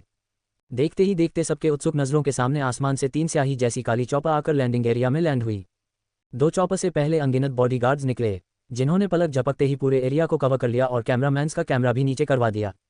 पूरे 20 मिनट के सिक्योरिटी चेकअप के बाद बीच में मौजूद तीसरे चौपर का दरवाजा खुला। एक जोड़ी कीमती लेदर शू के साथ एक लंबा चौड़ा आदमी अपना ओवरकोट एडजस्ट करते हुए चौपर से बाहर आया, जिसका करिश्मा अविश्वसनीय था। जमीन पर कदम रखते हुए उस आदमी ने अपनी सरसरी नजर चारों तरफ घुमाई। उसकी गहरी काली आंखें ऐसी थी मानो वो पूरी दुनिया को अपनी आंखों से ही कंट्रोल कर सकता हो। यहाँ तक कि पूरी दुनिया के सामने अपनी कैंची जैसी जुबान बंद न करने वाले ढीठ जर्नलिस्ट भी उस आदमी के नजरों तले हिचकिचाहट महसूस करने लगे। सबसे नजरें हटाते हुए आदमी ने अपने पैंट के पॉकेट में हाथ डाला और सीधा वेन्यू की तरफ बढ़ने लगा। उसके हर एक मूवमेंट में क्लास और एलिगेंस था। चारों तरफ से लंबी बंदूक वाले गार्ड्स ने उस आदमी को ऐसे कवर कर रखा था जैसे मानो वे लोग बाकी लोगों से उस आदमी को नहीं बल्कि उस आदमी की गहरी ठंडी नजरों से बाकी लोगों को प्रोटेक्ट कर रहे हो। वेन्यू के अंदर कदम रखते ही उस आदमी ने अपना ओवरकोट निकालकर असिस्टेंट की तरफ बढ़ा दिया। हालांकि असिस्टेंट कपिल उसका ओवरकोट ले पाता, उससे पहले किसी सुंदर लड़की ने आकर आदमी का ओवरकोट ले लिया। आदमी ने अपनी पलकें झुकाकर लड़की की तरफ देखा, जिसने क्लासिक ब्लैक ड्रेस रखा था। आसपास मौजूद लोगों की नज़र उस आदमी पर ही टिकी थी मगर उसके करीब आने की हिम्मत हर किसी में नहीं थी। शार्विक भाई, आपको आइडिया भी नहीं होगा, जब आप देश से बाहर थे तब यहाँ क्या क्या हुआ है। दादाजी ने आपकी शादी तय कर दी है, लड़की ने महीन आवाज में कहा। शार्विक शांत रहा, उसे कोई हैरानी नहीं हुई थी। उसके दादाजी अक्सर उसे शादी के लिए फोर्स करते रहते थे। हालांकि शार्विक वो बात जानना चाहता था जिसकी वजह से उसकी छोटी बहन रिम दिल्ली से यहाँ आई थी। आई नो, आपको इसमें कुछ अगल या अजीब नहीं लगा होगा मगर इसमें बहुत कुछ अलग और अजीब है। दादाजी ने जिस लड़की से आपकी शादी तय की है वो एक सीनियर हाई स्कूल स्टूडेंट है। महज 17 साल की है वो लड़की। उसका फैमिली बैकग्राउंड भी कुछ खास नहीं है। रिम ने अपनी बात आगे बढ़ाते हुए कहा। आगे क्या होगा? क्या होगी शार्विक की प्रतिक्रिया? कौन है स्टीवेन? क्यों सुरभि का ब्लड स्ट्रक्चर हर टेस्ट के बाद बदल जाता है? क्या है सुरभि का सच? किसके होश में आने की बात कर रही थी सुरभि? चफोर शर्मा नहीं आती, रिम ने अपनी बात आगे बढ़ाते हुए कहा। रिम की पूरी बात सुनते ही शार्विक की आंखों की गहराई बढ़ गई। उसके दिमाग में कई सवाल उठने लगे थे मगर उसने रिम से कोई सवाल नहीं किया। उसके पास अपने तरीके से सवालों का जवाब ढूंढने के लिए। बड़े भाई, जितनी जल्दी हो सके उतनी जल्दी दिल्ली चलिए और ये शादी तोड़ दीजिए। अगर दादाजी ने बात को और आगे बढ़ाया तो मुझे डर है। खानदान की इज्जत बचाने के लिए आपको अपना बलिदान देना होगा और एक नाबालिग लड़की से शादी करनी होगी। मैं नहीं चाहती थी एक साथ बाहर निकलने पर दुनिया आपको और मेरी भाभी को कपल नहीं बाप बेटी कहे, रिम ने बात आगे बढ़ाते हुए कहा। वैसे तो रिम शार्विक से ज्यादा खुलकर बातें नहीं करती थी, कारण शार्विक का ठंडा और शांत नेचर था, मगर रिम शार्विक को बहुत एडमायर करती थी। बड़े भाई, जितनी जल्दी हो सके उतनी जल्दी दिल्ली चलिए और ये शादी तोड़ दीजिए। अगर दादाजी ने बात को और आगे बढ़ाया तो मुझे डर है। खानदान की इज्जत बचाने के लिए आपको अपना बलिदान देना होगा और एक नाबालिग लड़की से शादी करनी होगी। मैं नहीं चाहती थी एक साथ बाहर निकलने पर दुनिया आपको और मेरी भाभी को कपल नहीं बाप बेटी कहे। वैसे तो रिम शार्विक से ज्यादा खुलकर बातें नहीं करती थी, कारण शार्विक का ठंडा और शांत नेचर था, मगर रिम शार्विक को बहुत एडमायर करती थी। रिम बिल्कुल नहीं चाहती थी उसके बड़े भाई की शादी एक ऐसी लड़की से हो जो नाबालिग होने के साथ ही कमजोर बैकग्राउंड से हो। हालांकि इसकी वजह रिम का घमंड नहीं था। शार्विक और रिम जिस दुनिया से आते थे वहां अक्सर कमजोर लोगों की कोई अहमियत नहीं होती थी। कमजोर लोगों को वहां कुचल दिया जाता था। रिम चाहती थी उसके बड़े भाई की बीबी उसके बड़े भाई की ताकत बने, ना कि कमजोरी, जो कि रिम के नज़रों में सुरभि थी। एक तो सुरभि नाबालिग थी, ऊपर से उसके पिता का कोई अता पता नहीं था और वो एक छोटे से बिजनेस फैमिली से ताल्लुकात रखती थी, जिसे रिम की सोसाइटी के लोग फूंक मारकर उड़ा सकते थे। शार्विक की खामोशी धीरे धीरे रिम को खेलने लगी थी। वो अपने शहर से दूर यहाँ शार्विक को बुलाने आई थी, मगर शार्विक उसकी बातों पर कोई प्रतिक्रिया ही नहीं जता रहा था। रिम ने अपना फ़ोन निकाला, फ़ोन में कुछ किया और फिर धीरे से फ़ोन स्क्रीन शार्विक की तरफ कर दिया। शार्विक ने फ़ोन स्क्रीन पर नज़र डाली, जिसमें एक सुंदर लड़की की इमेज थी, जो दिल्ली पब्लिक स्कूल की यूनिफॉर्म पहने रोड के किनारे चल रही थी।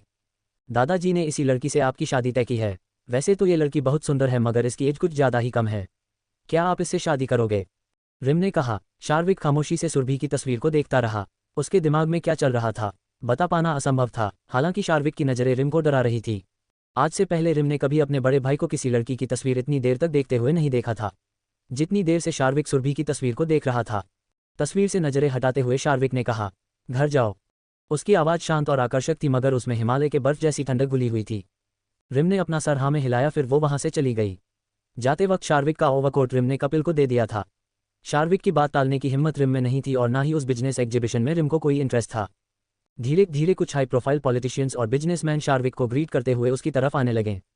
2 घंटे के अंदर मुझे उसकी सारी इन्फॉर्मेशन अपने टेबल पर चाहिए, शार्विक ने धीमे स्वर में असिस्टेंट कपिल से कहा। उसकी से शार्विक का इशारा सुरभि की तरफ था। कपिल ने कहा, ओके बॉस। शार्विक को आकर कुछ हाई क्लास लोगों ने घेर लिया, जिनकी बातें सुनते हुए शार्विक प्लेइंग की एरिया की तरफ बढ़ने लगा। कपिल भी जल्दी से अपने काम में लग गया। उसे भी जानना था बूढ़ी लोमड़ी उर्फ आनंद सिंघानिया ने उसके बॉस के लिए कौन सी लड़की ढूंढी है। आखिर ऐसा भी क्या खास है उस लड़की में। Delhi public school. सुरभि ने जैसे ही स्कूल में कदम रखा, वैसे ही आसपास मौजूद स्टूडेंट्स सुरभि को घूर घूर कर देखने लगे। स्कूल में ऑलमोस्ट हर किसी को पता चल चुका था शार्विक सिंघानिया की शादी सुरभि के साथ तय हुई है, इसीलिए हर कोई सुरभि को घूरते हुए आपस में कानाफूसी करने लगा था। सुरभि सबको नज़रअंदाज करते हुए अपने क्लासरूम की तरफ बढ़ने लगी। उसे किसी की नज़रों या बातों से कोई फर्क नहीं पड़ता था। क्लासरूम में आकर सुरभि सबसे पीछे वाली सीटिंग अरेंजमेंट की तरफ आए और वहां कोने में बैठ गई। उसने अपना बैकपैक डेस्क पर रखते हुए अंदर से 10 नींद की गोलियां निकाली और उसे बगैर पानी के ही चबाकर खा लिया। क्लासरूम में मौजूद कई स्टूडेंट का ध्यान सुरभि के ऊपर ही था।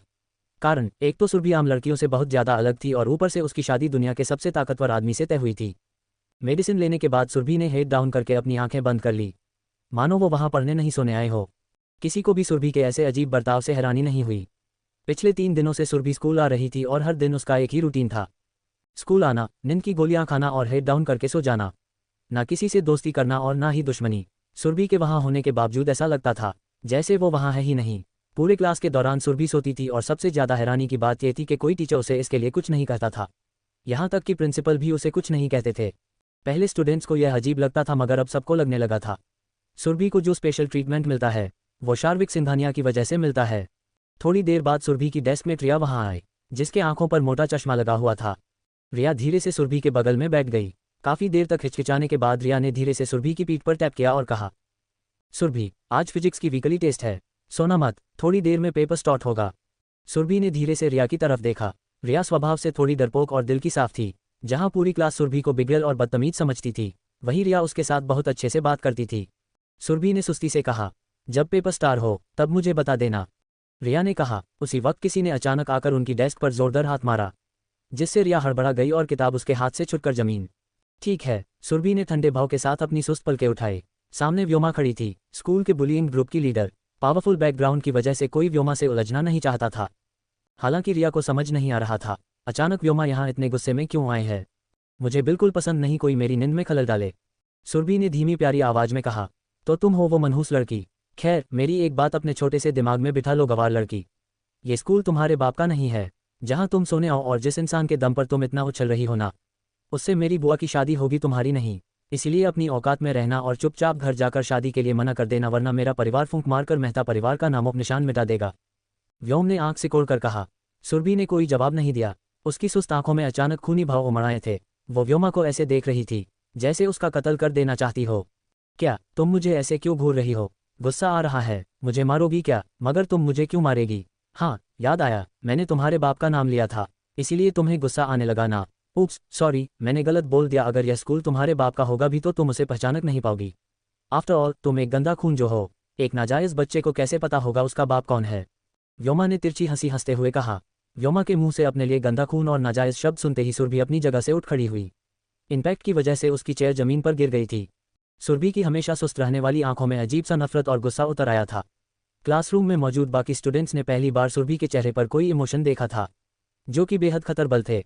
सुरभि ने कठोरता से कहा, हटो सुरभि, देखो शांत हो जाओ। वो खुराना फैमिली से है, अगर तुमने उसके साथ कुछ किया तो खुराना फैमिली तुम्हारे परिवार को छोड़ेगी नहीं। प्लीज अपने गुस्से पर काबू करो, उससे उलझना। रिया ने दोनों हाथ से उसकी कलाई पकड़ते हुए कहा। सुरभि ने रिया की बात काटते हुए कहा, मैंने कहा हटो यहाँ से। उसकी ठंडी आवाज़ खतरे के घंटी की तरह पूरे क्लासरूम में गूंज गई। रिया ने तुरंत सुरभि का हाथ छोड़ दिया और वो कांपते हुए अपनी जगह से उठकर साइड हट गई। उसके आंखों में आंसू आ गए थे। सुरभि ने व्योमा की तरह अपना कदम बढ़ाया, जो तिरस्कार भरी मुस्कान के साथ सुरभि को देख रही थी, मानो उसका मजाक उड़ा रही हो। सुरभि व्योमा के पास पहुंचने वाली थी जब अचानक एक अनजानी फोर्स ने व्योम पर अटैक किया और अगले ही पल व्योमा कट्टी पतंग की तरह उड़ते हुए दीवार से जा टकराए।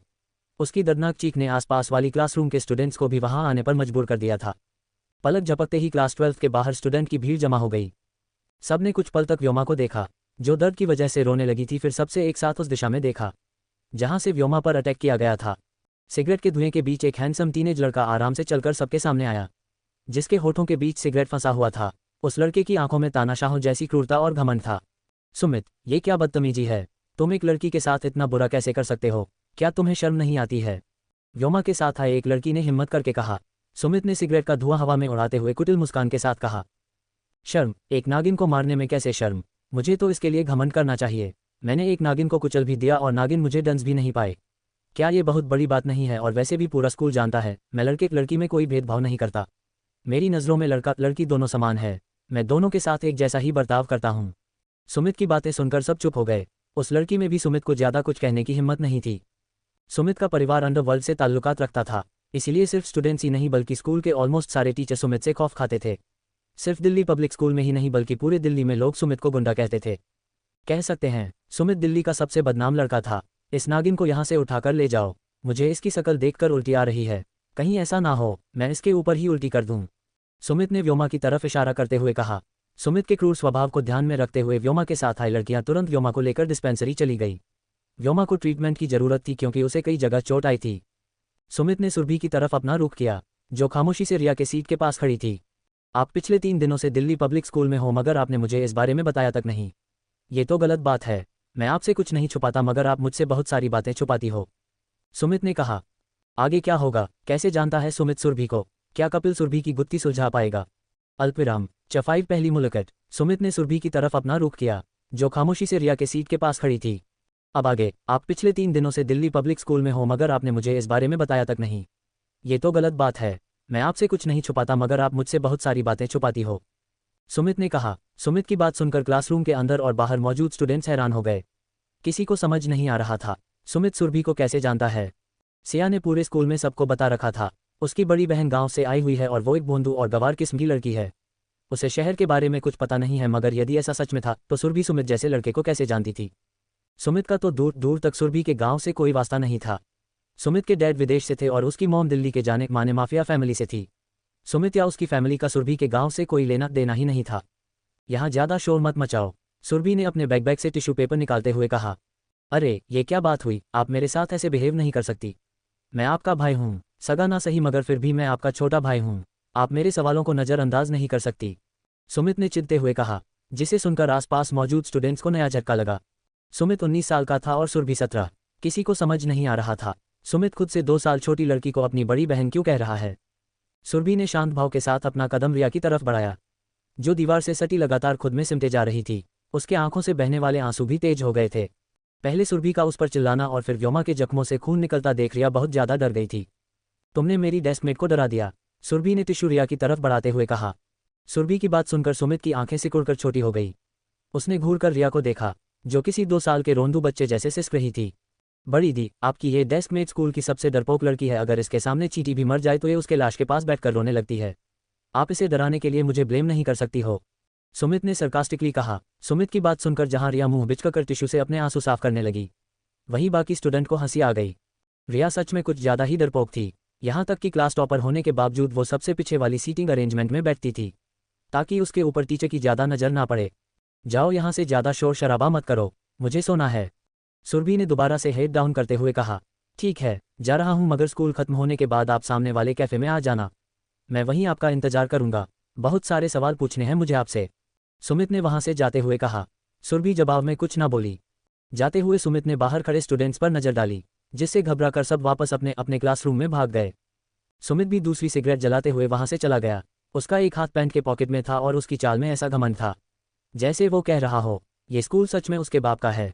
थोड़ी देर बाद टीचर क्लासरूम में आए। रिया ने सुरभि के पीठ पर 2 बार टैप किया तो सुरभि उसका इशारा समझ उठ गई और उसने अपनी पीठ ऐसे टिका दी। 10 नींद की गोलियों का भी उसके ऊपर कुछ खास असर नहीं हुआ था। हालांकि लगातार 5 दिनों से नींद ना लेने की वजह से सुरभि की एडमिरल ग्रीन आंखें ऑलमोस्ट पूरी तरह लाल हो चुकी थी। टीचर ने क्वेश्चन पेपर और आंसर शीट डिस्ट्रीब्यूट किया। सुरभि को 20 मिनट लगा पूरा क्वेश्चन सॉल्व करने में। आंसर शीट सबमिट करने के बाद सुरभि वापस अपनी सीट पर आए और हेड डाउन करके बैठ गई, जिसे देखकर रिया उदास हो गई। मुंबई, शार्विक हाई क्लास लोगों के साथ बिलियर्ड खेल रहा था।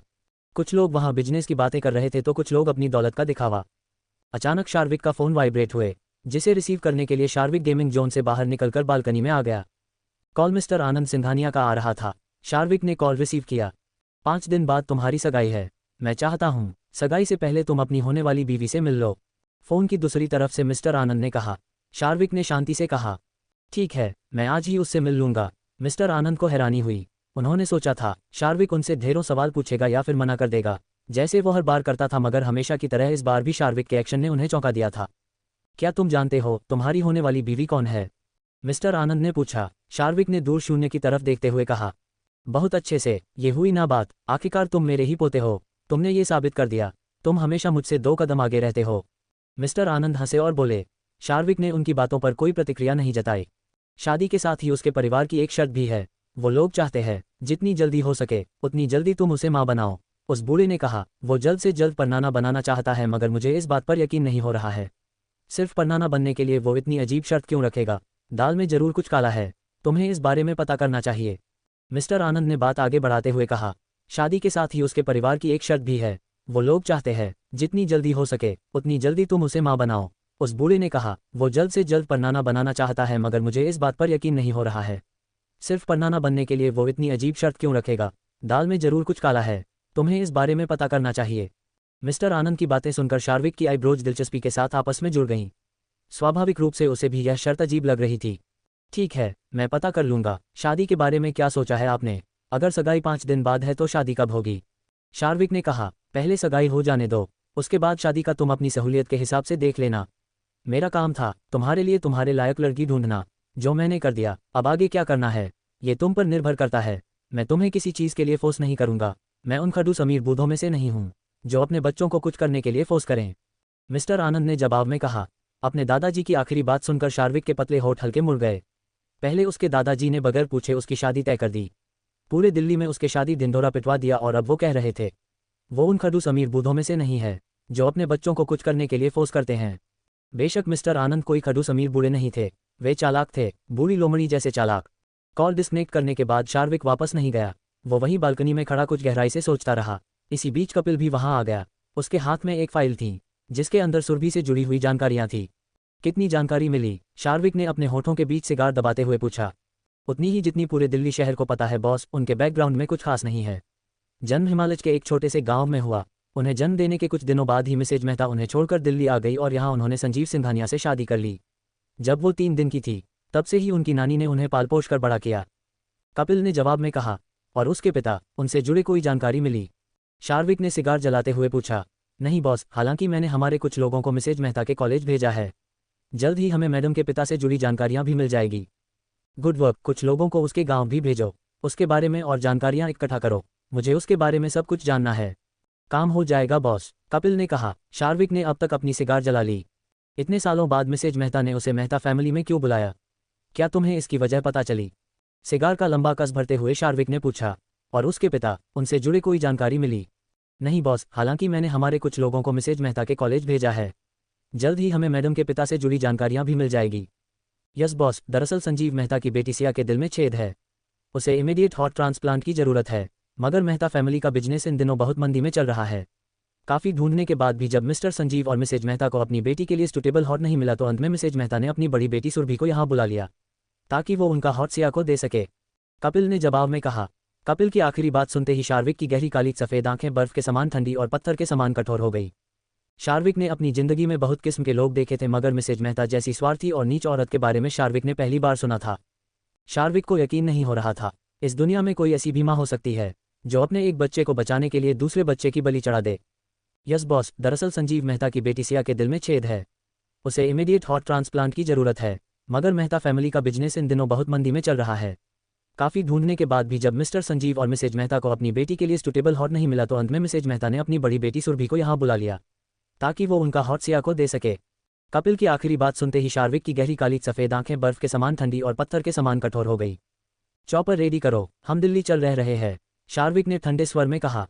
कपिल ओके बॉस कहकर वहां से जाने की तैयारियां करने चला गया। शार्विक ने पॉकेट से अपना फ़ोन निकाला और ज़रा सोचने के बाद किसी का नंबर डायल किया। 3-4 रिंग के बाद कॉल कनेक्ट हुआ। देविका ओबरॉय को फिर से इन्वेस्टिगेट करो, शार्विक ने गंभीर स्वर में कहा। Delhi public school. Break time में स्टूडेंट के शॉर्ट गोल की वजह से सुरभि की नींद खुल गई। सारे स्टूडेंट्स के जाने के बाद सुरभि उठी और हल्की अंगड़ाई लेते हुए क्लासरूम से बाहर निकलने लगी। क्या तुम आज भी लंच करने नहीं चलोगी? रिया ने सुरभि को टोकते हुए पूछा। नहीं, मुझे भूख नहीं है, तुम जाकर खा लो, सुरभि ने जवाब में कहा। रिया कुछ और कहना चाहती थी मगर सुरभि उसकी बात सुने बगैर क्लासरूम से बाहर चली गई, जिसे देखकर रिया भी कैफेटेरिया की तरफ चली गई। सुरभि आर्ट रूम के बाहर आकर रुक गई।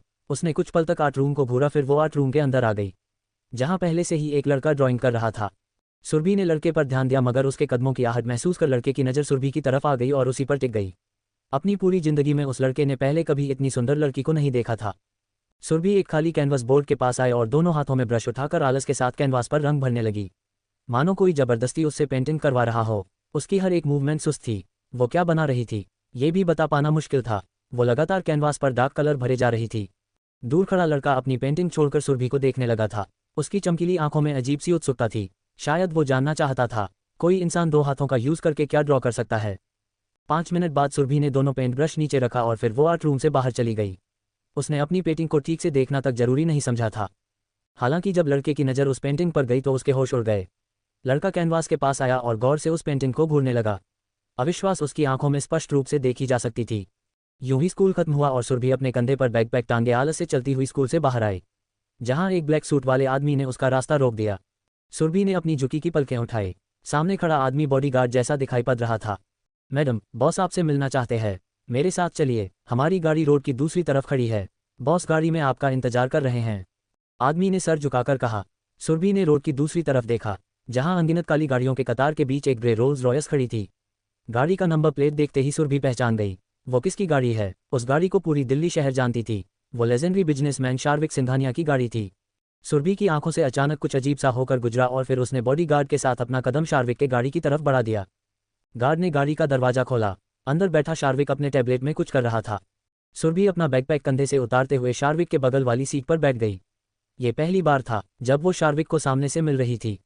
आगे क्या होगा? क्या बनाया था सुरभि ने पेंटिंग में?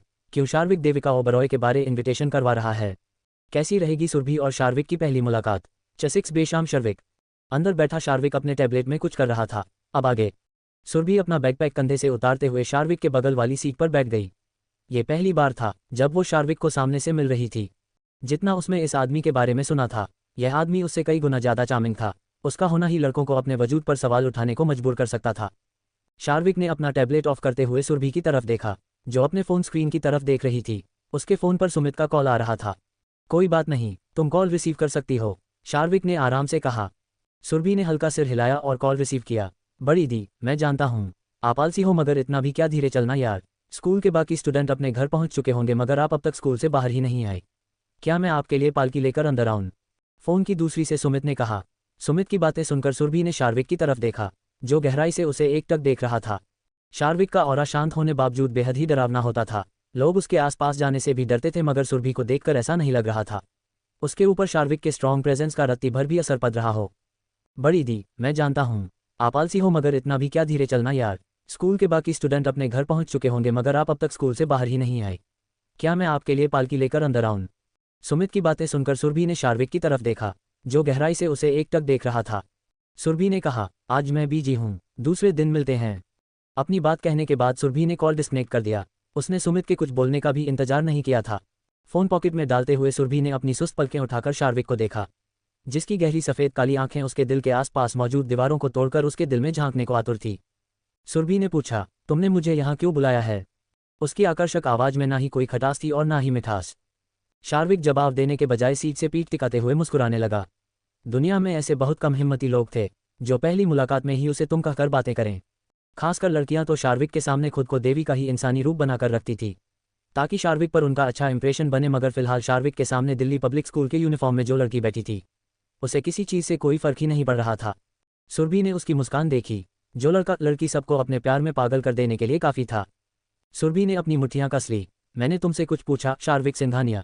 5 दिनों बाद हमारी सगाई है और उसके बाद जल्द ही हमारी शादी हो जाएगी। ये सब होने से पहले मुझे लगा हमें एक दूसरे से मिल लेना चाहिए। पूरी जिंदगी साथ बिताने के लिए एक दूसरे को थोड़ा बहुत जान लेना जरूरी है, शार्विक ने मुस्कुराते हुए कहा। शार्विक की बातें सुनते ही सुरभि की सुंदर एडमिरल ग्रीन आंखें कठोर हो गए। ड्राइविंग सीट पर बैठा ड्राइवर अपने बॉस की मुस्कान देख हैरान था। उसे अपने आंखों पर यकीन नहीं हो रहा था। उसका बॉस मुस्कुराना भी जानता था, मगर ऐसा कैसे हो सकता था? वो तो पिछले 100 सालों से मुस्कुराया ही नहीं था। मैं तुमसे शादी नहीं करना चाहती हूँ। अपने दादाजी से जाकर कह देना। मेरे बारे में बेमतलब अफवाहें ना फैलाए। मैं यहाँ कुछ आराम के दिन गुजारने आई हूँ, सुरभि ने कहा। सुरभि की बात सुनकर भी शार्विक के होठों से मुस्कान गायब नहीं हुई। हालांकि ड्राइवर सदमे में जा चुका था। किसी लड़की ने उसके बॉस को रिजेक्ट कर दिया था। ड्राइवर सच में सुरभि के चरण देखना और छूना चाहता था। मगर मैं तुमसे शादी करना चाहता हूँ। इनफैक्ट मैंने तुम्हें अपनी बीबी मान भी लिया है। अब बस कुछ दिखावटी रिचुअल्स होने की देरी है, उसके बाद तुम पूरी तरह मेरी बीबी बन जाओगी, शार्विक ने बड़े आराम से कहा। उद्धरण चिन्ह। सुरभि के सपाट माथे पर शिकन की लकीरें उभर आई। वो हैरान थी। उसने शार्विक सिंघानिया के कई किस्से सुने थे।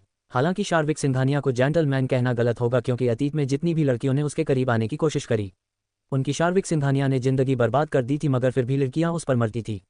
दुनिया उसे क्रूर राजा कहती थी, जो हमेशा बर्फ के समान ठंडा और भावहीन रहता था। मगर फिलहाल जो आदमी सुरभि के सामने था वो बेशर्म था। रिजेक्शन एक्सेप्ट करने के बजाय वो जबरदस्ती उसे अपनी बीबी कह रहा था। सुरभि ने अपनी आंख सिकोड़ ली, जिसकी वजह से वो बेहद ही प्यारी नजर आ रही थी। तुम अपनी छोटी आंखों से कुछ ज्यादा ही बड़े बड़े सपने देखते हो, सुरभि ने कहा। नहीं, मुझे सपनों में यकीन नहीं है। मैं सोचता हूँ और उसे हकीकत में बदल देता हूँ। जैसे आज मैंने सोचा तुम मुझे पसंद हो और कुछ दिनों बाद मैं तुम्हें अपनी वाइफ बनाऊंगा, शार्विक ने अपनी टाई ढीली करते हुए कहा। ऐसा कुछ नहीं होने वाला है। मैं तुमसे शादी नहीं करूंगी। मुझे तुम्हारे परिवार से नफरत है। मैं किसी कीमत में तुमसे शादी नहीं करूंगी। नफरत? क्या मैं इस नफरत की वजह जान सकता हूँ? जब मैं तुम्हारे परिवार को बेनकाब करूंगी तब तुम्हें खुद ब खुद वजह पता चल जाएगा। ठीक है, मैं उस दिन का इंतजार करूंगा जब तुम मेरे परिवार को बेनकाब करोगी। हालांकि इसका ये मतलब नहीं है मैं शादी के लिए मना करूंगा, शार्विक ने बड़ी शांति से कहा, जिसे सुनकर सुरभि ने अपनी मुट्ठियां भींच ली। सुरभि को लगा था इतना सब जानने के बाद शार्विक शादी के लिए मना कर देगा, मगर शार्विक तो हाथ धोकर उसके पीछे पड़ गया था।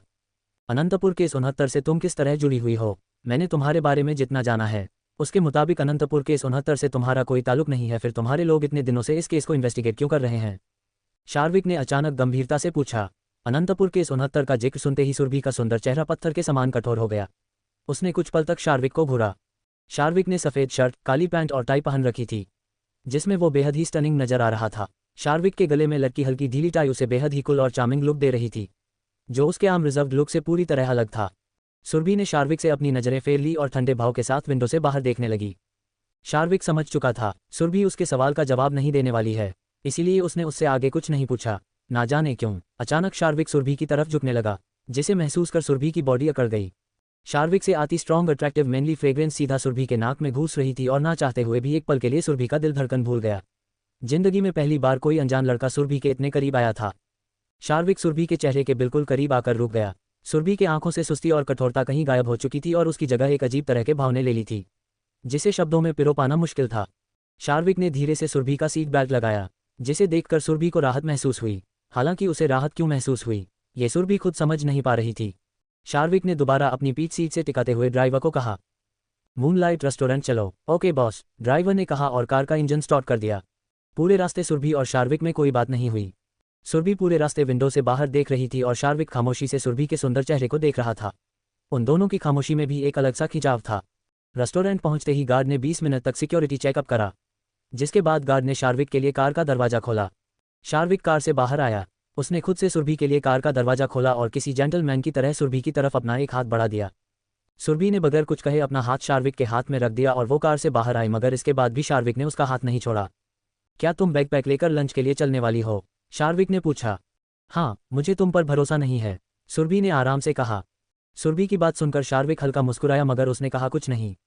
आसपास खड़े गार्ड्स और कार ड्राइवर फिर से अपने बॉस को मुस्कुराता देख स्तब्ध रह गए थे। किसी को अपने आंखों पर यकीन नहीं हो रहा था। शार्विक सुरभि का हाथ थामे रेस्टोरेंट के अंदर आया। सुरभि ने चारों तरफ अपनी नज़र घुमाई। रेस्टोरेंट में स्टाफ के अलावा कोई नहीं था। पूरा रेस्टोरेंट खाली था। वहाँ एक ही टेबल की सीटिंग अरेंजमेंट थी, जहाँ 2 चेयर्स लगे हुए थे। वहाँ का डेकोरेशन लाइट और क्लासिक था, बिल्कुल शार्विक के नेचर को रिफ्लेक्ट करने वाला। तुम्हारे अंकल ने मुझे बताया था, तुम्हें ज़्यादा भीड़ भाड़ वाली जगहों पर जाना पसंद नहीं है, इसीलिए मैंने पूरा रेस्टोरेंट खाली करवा दिया। तुम यहाँ कंफर्टेबली रह सकती हो। शार्विक ने सुरभि के लिए चेयर खींचते हुए कहा। सुरभि बगैर कुछ कहे उस चेयर पर बैठ गई, जो शार्विक ने उसके लिए निकाला था। शार्विक सामने वाली चेयर पर बैठ गया और होटल स्टाफ आकर उन्हें सर्व करने लगे। शार्विक ने पहले टिश्यू पेपर अपनी गोद में रखा और फिर अपने कॉलर पर भी टिश्यू पेपर टांगा। वो पूरे टेबल मैनर फॉलो कर रहा था मगर सुरभि ने ऐसा कुछ नहीं किया। उसने नाइफ फोक उठाया और बाकी किसी चीज़ पर ध्यान दिए बगैर खाना शुरू कर दिया। तुमने हाई स्कूल क्यों ज्वाइन किया है? शार्विक ने नाइफ और फोक उठाते हुए पूछा। फॉर न्यू एक्सपीरियंस, सुरभि ने धीरे से खाना अपने मुंह में डालते हुए कहा। सुरभि कौन है? तुम्हारा उससे क्या रिश्ता है? शार्विक ने फिर पूछा। शार्विक का ये सवाल सुनते ही फोक और नाइफ चलती सुरभि की नाजुक उंगलियां रुक गई। उसने अपनी पलकें उठाकर शार्विक की तरफ देखा, जो बड़े ध्यान से उसे देख रहा था। सुरभि कुछ पल उसके आंखों में देखती रही और फिर उसने दोबारा से खाना शुरू कर दिया, जिसका साफ मतलब था वो शार्विक के सवालों का जवाब नहीं देने वाली है। शार्विक ने भी उसे जवाब देने के लिए इंसिस्ट नहीं किया। खाने के दौरान उन दोनों के बीच खामोशी छाई रही। शार्विक ने अपने एपेटाइट के हिसाब से खाना खाया मगर सुरभि ने 4 निवाले के बाद कुछ नहीं खाया। चलो, मैं तुम्हें मेहता निवास छोड़ देता हूँ, खाने के बाद शार्विक ने कहा। सुरभि ने सहमति में सिर हिलाया। दोनों रेस्टोरेंट से बाहर निकल रहे थे जब अचानक सुरभि के आंखों के सामने धुंधलापन छाने लगा और उसके कदम लड़खड़ाने लगे।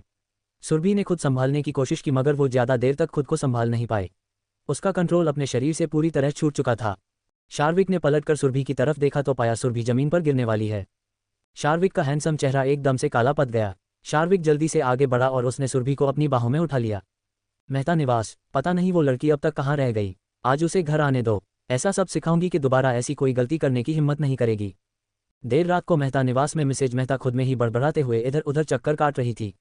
मिस्टर संजीव और सिया वहीं काउच पर बैठे हुए थे। सुरभि अब तक घर वापस नहीं आई थी और ना ही उसके बारे में कुछ पता चल रहा था, इसीलिए मिसेज मेहता और मिस्टर संजीव चिंतित थे। सुरभि को लेकर उनके मन में अजीब अजीब से ख्याल आ रहे थे। हालांकि उनके चिंता की वजह सुरभि का गायब होना नहीं था बल्कि सिंघानिया परिवार का डर था। जिस लड़की को आनंद सिंघानिया ने चुना है, अगर उसे कुछ हो गया तो सिंघानिया परिवार उनके साथ क्या करेगा? यही सोच कर मिसेज मेहता और मिस्टर संजीव चिंतित थे। मॉम, आज मैंने स्कूल में कई स्टूडेंट्स के मुंह से सुना, सुमित ने किसी लड़की को दीदी के लिए मारा। होना हो दीदी इस वक्त सुमित के साथ ही हो और वो दोनों कुछ ऐसा करने में बिजी हो जहां उन्हें अपने फ़ोन और आपके कॉल का कोई सूद बुद्ध ही ना। सिया ने कहा। आगे क्या हुआ? क्या है Anantapur case 69 7 sleeping together? Siya ने कहा। सिया यूं तो अनुमान लगा रही थी मगर उसका लहजा ऐसा था मानो सुमित और सुरभि के बीच कोई गलत संबंध हो और इस वक्त सुरभि सुमित के साथ रात गुजार रही हो। मिसेज मेहता की आंखों में गुस्सा उतर आया। सुमित को मिसेज मेहता बहुत अच्छे से जानती थी। ये लड़की एक ना एक दिन मेरा मुंह काला करके ही मानेगी। उस गुंडे सुमित से मेल जोल बढ़ाने की क्या जरूरत आन पड़ी उसे? अगर सिंघानिया परिवार में किसी को उसकी इन करतूतों के बारे में पता चल गया तो वो लोग ना जाने हमारे साथ क्या करेंगे। मिसेज मेहता ने अपनी कमर पर दोनों हाथ रखते हुए कहा। रीना, तुम कुछ ज्यादा ही सोच रही हो। ऐसा कुछ नहीं होगा। हो सकता है सुरभि साइबर कैफे गई हो। ड्राइवर ने एक बार मुझे बताया था, उसे वहां जाकर गेम खेलना बहुत पसंद है। एक बार और कॉल ट्राई करके देखो, कहीं गेम में बिजी होने की वजह से उसे टाइम और तुम्हारे कॉल का पता ना चला हो। मिस्टर संजीव ने अपनी पत्नी को आश्वासन देते हुए कहा। डैड, आप भी ना कैसी कैसी बातें करते रहते हो। एक ड्राइवर की बात पर अपने कैसे भरोसा कर लिया? दीदी जैसी गवार लड़की को भला साइबर कैफे में कुछ यूज भी करना आता होगा जो वो साइबर कैफे जाएगी? मिस्टर संजीव की बात पर सिया ने हंसते हुए कहा। सिया की बात सुनकर मिस्टर संजीव भी थोड़े उलझन में पड़ गए। ड्राइवर ने भले ही उनसे कहा था एक दिन सुरभि साइबर कैफे गई थी मगर मिस्टर संजीव को यह समझ नहीं आ रहा था सुरभि को साइबर कैफे के बारे में पता कैसे चला होगा। वो तो एक पिछड़े गांव से थी, उसे भला साइबर कैफे के बारे में कैसे पता हो सकता था? ये लड़की एक ना एक दिन मेरा मुंह काला करके ही मानेगी। उस गुंडे सुमित से मेल जोल बढ़ाने की क्या जरूरत आन पड़ी उसे? अगर सिंघानिया परिवार में किसी को उसकी इन करतूतों के बारे में पता चल गया तो वो लोग ना जाने हमारे साथ क्या करेंगे। रीना, तुम कुछ ज्यादा ही सोच रही हो। ऐसा कुछ नहीं होगा। हो सकता है सुरभि साइबर कैफे गई हो। ड्राइवर ने एक बार मुझे बताया था, उसे वहां जाकर गेम खेलना बहुत पसंद है। एक बार और कॉल ट्राई करके देखो, कहीं गेम में बिजी होने की वजह से उसे टाइम और तुम्हारे कॉल का पता ना चला हो। जो भी हो सिया, तुम सुरभि के साथ थोड़े तमीज से पेश आया करो। वो तुम्हारी बड़ी बहन है और भूलो मत वो तुम्हारे लिए क्या करने को तैयार हो गई थी। ये जानते हुए कि अगर उसने अपना दिल तुम्हें दे दिया तो वो मर जाएगी, फिर भी वो अपना दिल तुम्हें देने को तैयार हो गई। वो तुम्हें अपनी जान से भी ज़्यादा प्यार करती है, उसके साथ अच्छे से पेश आया करो, मिस्टर संजीव ने सख्ती से कहा। मिस्टर संजीव की बात सुनकर मिसेज मेहता और सिया बिल्कुल निशब्द हो गए। ये सच था, भले ही मिसेज मेहता ने सुरभि को यहाँ सिया को दिल देने के लिए बुलाया था, मगर उन्होंने यह बात सुरभि से छिपाई नहीं थी। मिस्टर संजीव और मिसेज मेहता ने बाकायदा सुरभि और उसकी नानी माँ से इस बारे में बात की थी। उसने पूछा था और सुरभि के हामी भरने पर ही उन्होंने उसे यहाँ बुलवाया था। कोई जबरदस्ती नहीं की थी सुरभि के साथ। पहले सिया भी सुरभि के इस त्याग की वजह से उसकी शुक्रगुजार थी, मगर जब से उसे पता चला था सुरभि की शादी शार्विक सिंघानिया से तय हुई, तब से ही उसके मन में सुरभि के प्रति बैर पैदा होने लगा था, जो कि एक अमीर घर की एकलौती और बिगड़ेल लड़की होने के नाते होना स्वाभाविक भी था। अचानक मिस्टर संजीव का फ़ोन रिंग होने लगा, जिसने लिविंग एरिया में फैली शांति भंग कर दी। मिस्टर संजीव ने अपना फ़ोन चेक किया, कॉल किसी अननोन नंबर से आ रहा था। मिस्टर संजीव ने कुछ क्षण रुक कर कॉल रिसीव किया। मिस्टर मेहता, मैं शार्विक सिंघानिया का असिस्टेंट कपिल बोल रहा हूँ। आपकी सटेप डॉटर बॉस के साथ है, वो दोनों साथ में टाइम स्पेंड करना चाहते हैं। Hope you don't mind. Phone की दूसरी से एक गहरी आवाज़ आई। No no, why would I mind. कुछ दिनों में उन दोनों की शादी होने वाली है, उनके साथ रहने पर मुझे क्यों हर्ज होगा। मिस्टर सिंघानिया सुरभि के साथ जितना वक्त बिताना चाहते हैं बिता सकते हैं। इसने पूछने या बताने वाली कौन सी बात है, वैसे भी वो दोनों जितना साथ में वक्त बिताएंगे उनके लिए उतना ही अच्छा होगा, मिस्टर संजीव ने तुरंत जवाब में कहा। मिस्टर संजीव की बातें सुनकर सिया को समझ आ चुका था, सुरभि इस वक्त शार्विक सिंघानिया के साथ है। सिया की आंखों में जलन के भाव उमड़ आए। सिया गुस्से में उठी और अपने कमरे की तरफ जाने लगी, मगर कुछ कदम चलने के बाद अचानक उसकी सांसें फूलने लगी, जिसे देखकर मिसेज मेहता और मिस्टर संजीव दोनों घबरा गए। दूसरी तरफ दिल्ली शहर से दूर जंगल की गहराई में स्थित एक बेहद ही खूबसूरत विला के चारों तरफ अनगिनत बॉडीगार्ड्स खड़े थे। किसी गार्ड के हाथ में कोई हथियार नहीं था, मगर फिर भी उन लोगों की उपस्थिति डरावनी थी। वो लोग हथियार बंद गार्ड से ज़्यादा खतरनाक थे। विला के नेम प्लेट पर बड़े ही क्लासिक तरीके से डस्क एस्केप लिखा हुआ था। अंदर मास्टर बेडरूम में सुरभि किंग साइज बेड पर लेटी हुई थी, उसकी आंखें बंद थी। फीमेल डॉक्टर उसका चेकअप कर रही थी और शार्विक साइड में खामोशी से खड़ा था। उसके हैंडसम चेहरे पर कोई भाव नहीं थे, मगर आंखों में गहरी ठंडक थी। मिस्टर सिंघानिया, ज़्यादा कुछ नहीं हुआ है मैम को, ये बस सो रही है, फीमेल डॉक्टर ने कहा। डॉक्टर की बात सुनते ही शार्विक की आईब्रोज आपस में जुड़ गईं। उसने अपनी आंखों से सुरभि को बेहोश होते हुए देखा था, मगर ये डॉक्टर कह रही थी सुरभि बस सो रही है। शार्विक ने उंगली के इशारे से डॉक्टर को जाने को कहा, तो डॉक्टर कमरे से बाहर चली गई। शार्विक चलकर सुरभि के करीब आया। उसने सुरभि की पल्स चेक करी, जो कि नॉर्मल थी। शार्विक ने सुरभि का टेम्परेचर चेक किया, जो कि नॉर्मल ही था। शार्विक सुरभि के सर पर हाथ फेरते हुए गहराई से उसके सुंदर चेहरे को देखने लगा, जिस पर सोते वक्त मासूमियत झलक रही थी। शार्विक उसके सर पर हाथ फेरते हुए सिरहाने में बैठ गया। सुरभि उसके लिए एक पहेली बनती जा रही थी। शार्विक उसे जितना समझने की कोशिश कर रहा था, सुरभि उसे खुद में उतना ही उलझाती जा रही थी। आखिर हो क्या तुम? समझ नहीं आ रहा, तुम्हारे घर वालों ने इतनी अजीब शर्त क्यों रखी है? वो लोग तुम्हें जल्द से जल्द प्रेग्नेंट क्यों करवाना चाहते हैं? शार्विक ने धीमे स्वर में बोला। थोड़ी देर बाद शार्विक उठकर क्लोजेट रूम में चेंज करने चला गया। उसने अब तक चेंज नहीं किया था। चेंज करके शार्विक वापस बेडरूम में आया। उसने सिंपल टी शर्ट और पजामा पहन रखा था, मगर उन कैजुअल कपड़ों में भी उसका चार्म जरा सा कम नहीं हुआ था। शार्विक ने अपने बेड की तरफ देखा और अगले ही पल उसके भाव बदलकर डाक हो गए। आखिर हो क्या तुम? समझ नहीं आ रहा, तुम्हारे घर वालों ने इतनी अजीब शर्त क्यों रखी है? वो लोग तुम्हें जल्द से जल्द प्रेग्नेंट क्यों करवाना चाहते हैं?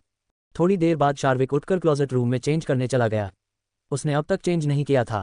चेंज करके शार्विक वापस बेडरूम में आया। उसने सिंपल टी शर्ट और पजामा पहन रखा था, मगर उन कैजुअल कपड़ों में भी उसका चार्म जरा सा कम नहीं हुआ था।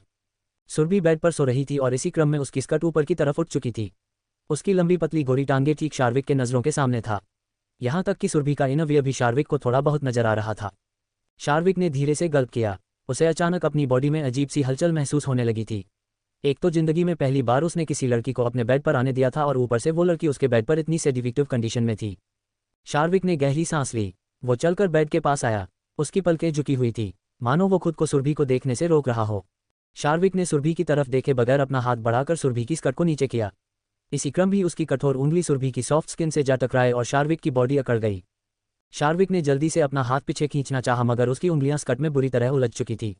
जब शार्विक ने अपना हाथ पीछे खींचना चाहा, तब अचानक पूरे कमरे में कपड़ा फटने की तेज आवाज गूंजी और सुरभि का स्कर्ट 2 टुकड़ों में बंध गया।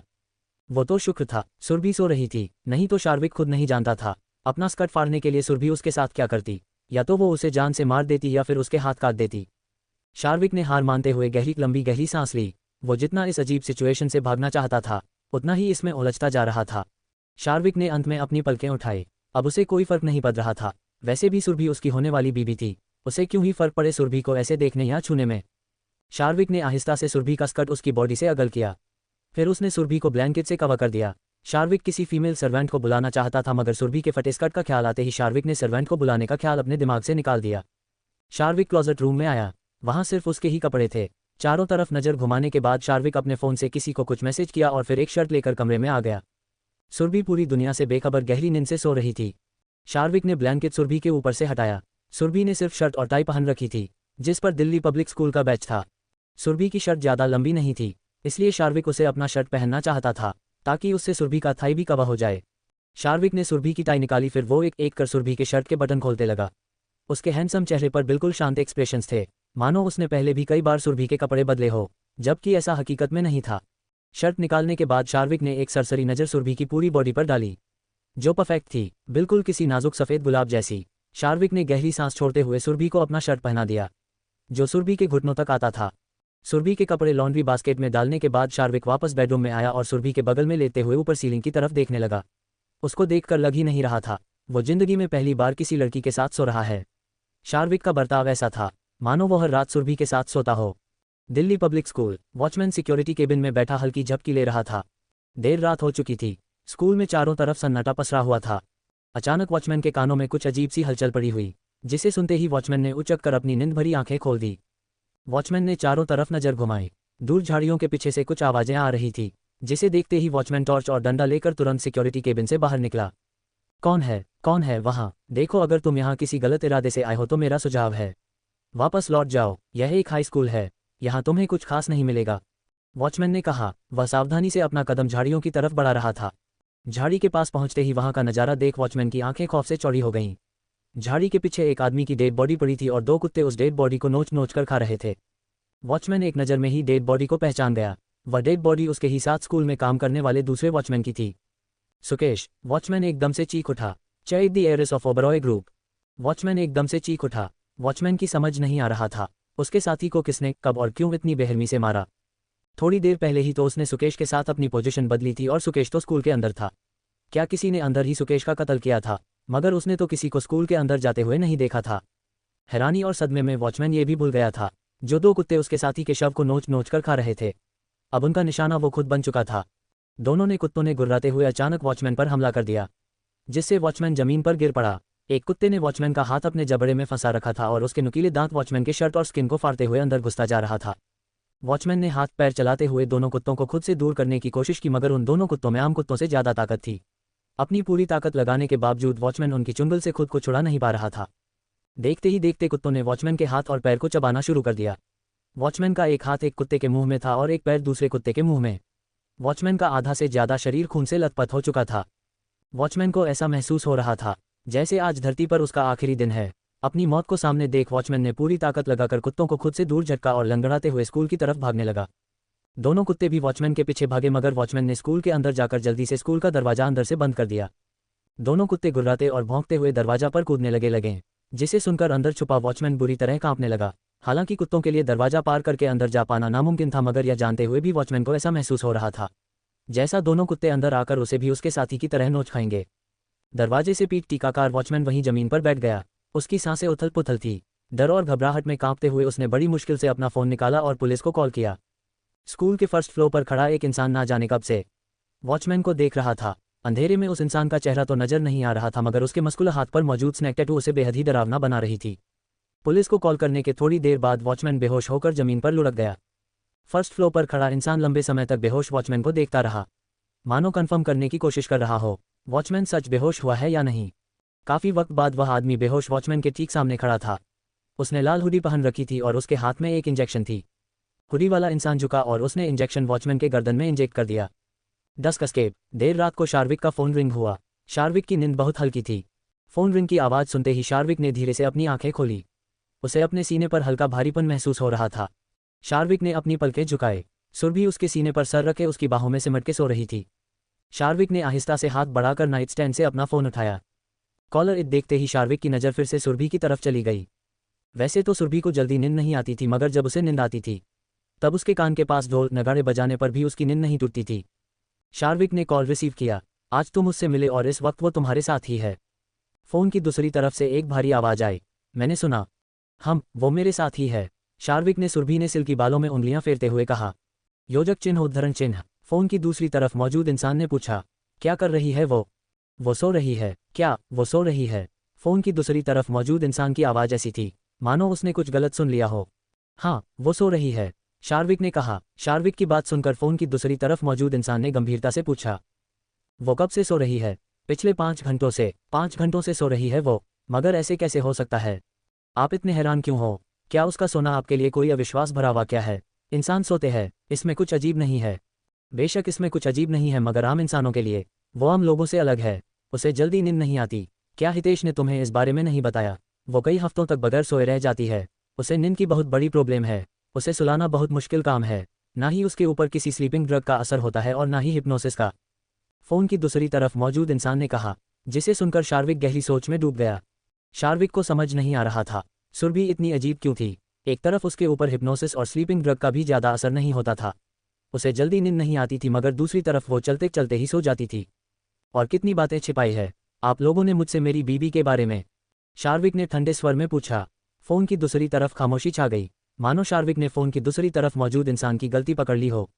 तुम सही हो, देविका के बारे में बहुत कुछ ऐसा है जो हमने अब तक तुम्हें नहीं बताया है, मगर हमने कुछ छुपाया नहीं है। बस बताया नहीं तुम्हें, पर कोई बात नहीं। सगाई से एक दिन पहले मैं इंडिया आऊँगा। वहाँ आकर मैं तुम्हें देविका से जुड़ी हर एक छोटी बड़ी बातें बता दूंगा। उसके बाद फैसला तुम्हारा होगा, तुम देविका से शादी करना चाहते हो या नहीं। काफ़ी वक्त बाद फोन की दूसरी तरफ मौजूद इंसान ने कहा। आखिरी बात सुनते ही शार्विक के भाव बदलकर कठोर हो गए। उसने अपने बाहों में सुकून से सो रही सुरभि की तरफ देखा, जो कि असल में देविका थी। देविका ओबरॉय ग्रुप की इकलौती वारिश और मेजर स्टेक होल्डर। हालांकि वो एक हाई स्कूल स्टूडेंट बनकर दिल्ली में क्यों रह रही थी, ये देविका का दिमाग ही जाने। तुम सही हो, देविका के बारे में बहुत कुछ ऐसा है जो हमने अब तक तुम्हें नहीं बताया है, मगर हमने कुछ छुपाया नहीं है। बस बताया नहीं तुम्हें, पर कोई बात नहीं। सगाई से एक दिन पहले मैं इंडिया आऊँगा। वहाँ आकर मैं तुम्हें देविका से जुड़ी हर एक छोटी बड़ी बातें बता दूंगा। उसके बाद फैसला तुम्हारा होगा, तुम देविका से शादी करना चाहते हो या नहीं। आखिरी बात सुनते ही शार्विक के भाव बदलकर कठोर हो गए। उसने अपने बाहों में सुकून से सो रही सुरभि की तरफ देखा, जो कि असल में देविका थी। देविका ओबरॉय ग्रुप की इकलौती वारिश और मेजर स्टेक होल्डर। हालांकि वो एक हाई स्कूल स्टूडेंट बनकर दिल्ली में क्यों रह रही थी, ये देविका का दिमाग ही जाने।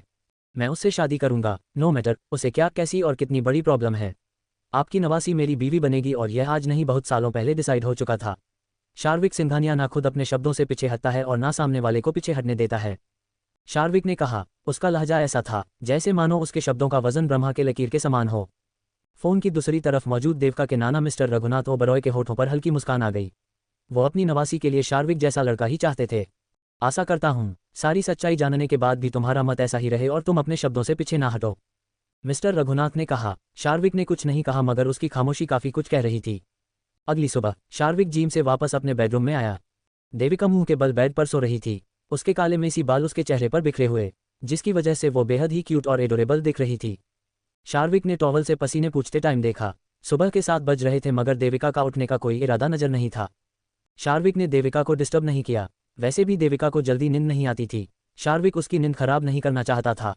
शार्विक शावर लेने के लिए बाथरूम के अंदर आया, जो नॉर्मल मिडिल क्लास फैमिली के घर जितना बड़ा था। वहाँ की हर एक वस्तु बेशकीमती और क्लासिक थी। शार्विक ने शावर पैनल के नीचे आकर शावर ऑन किया तो पैनल से निकलने वाला ठंडा पानी उसे भिगोने लगा। शार्विक शर्टलेस था। पानी से भीगी उसकी मस्कुलर बॉडी और रिप्ड बाइसेप्स देखकर लड़का लड़की दोनों अपना मानसिक संतुलन खो सकते थे। शार्विक के वी शेप्ड 8 पैक एब्स खूबसूरत पत्थर पर उकेरी गई अविश्वसनीय आकृति जैसी थी, जिससे कोई भी मोहित हो जाए।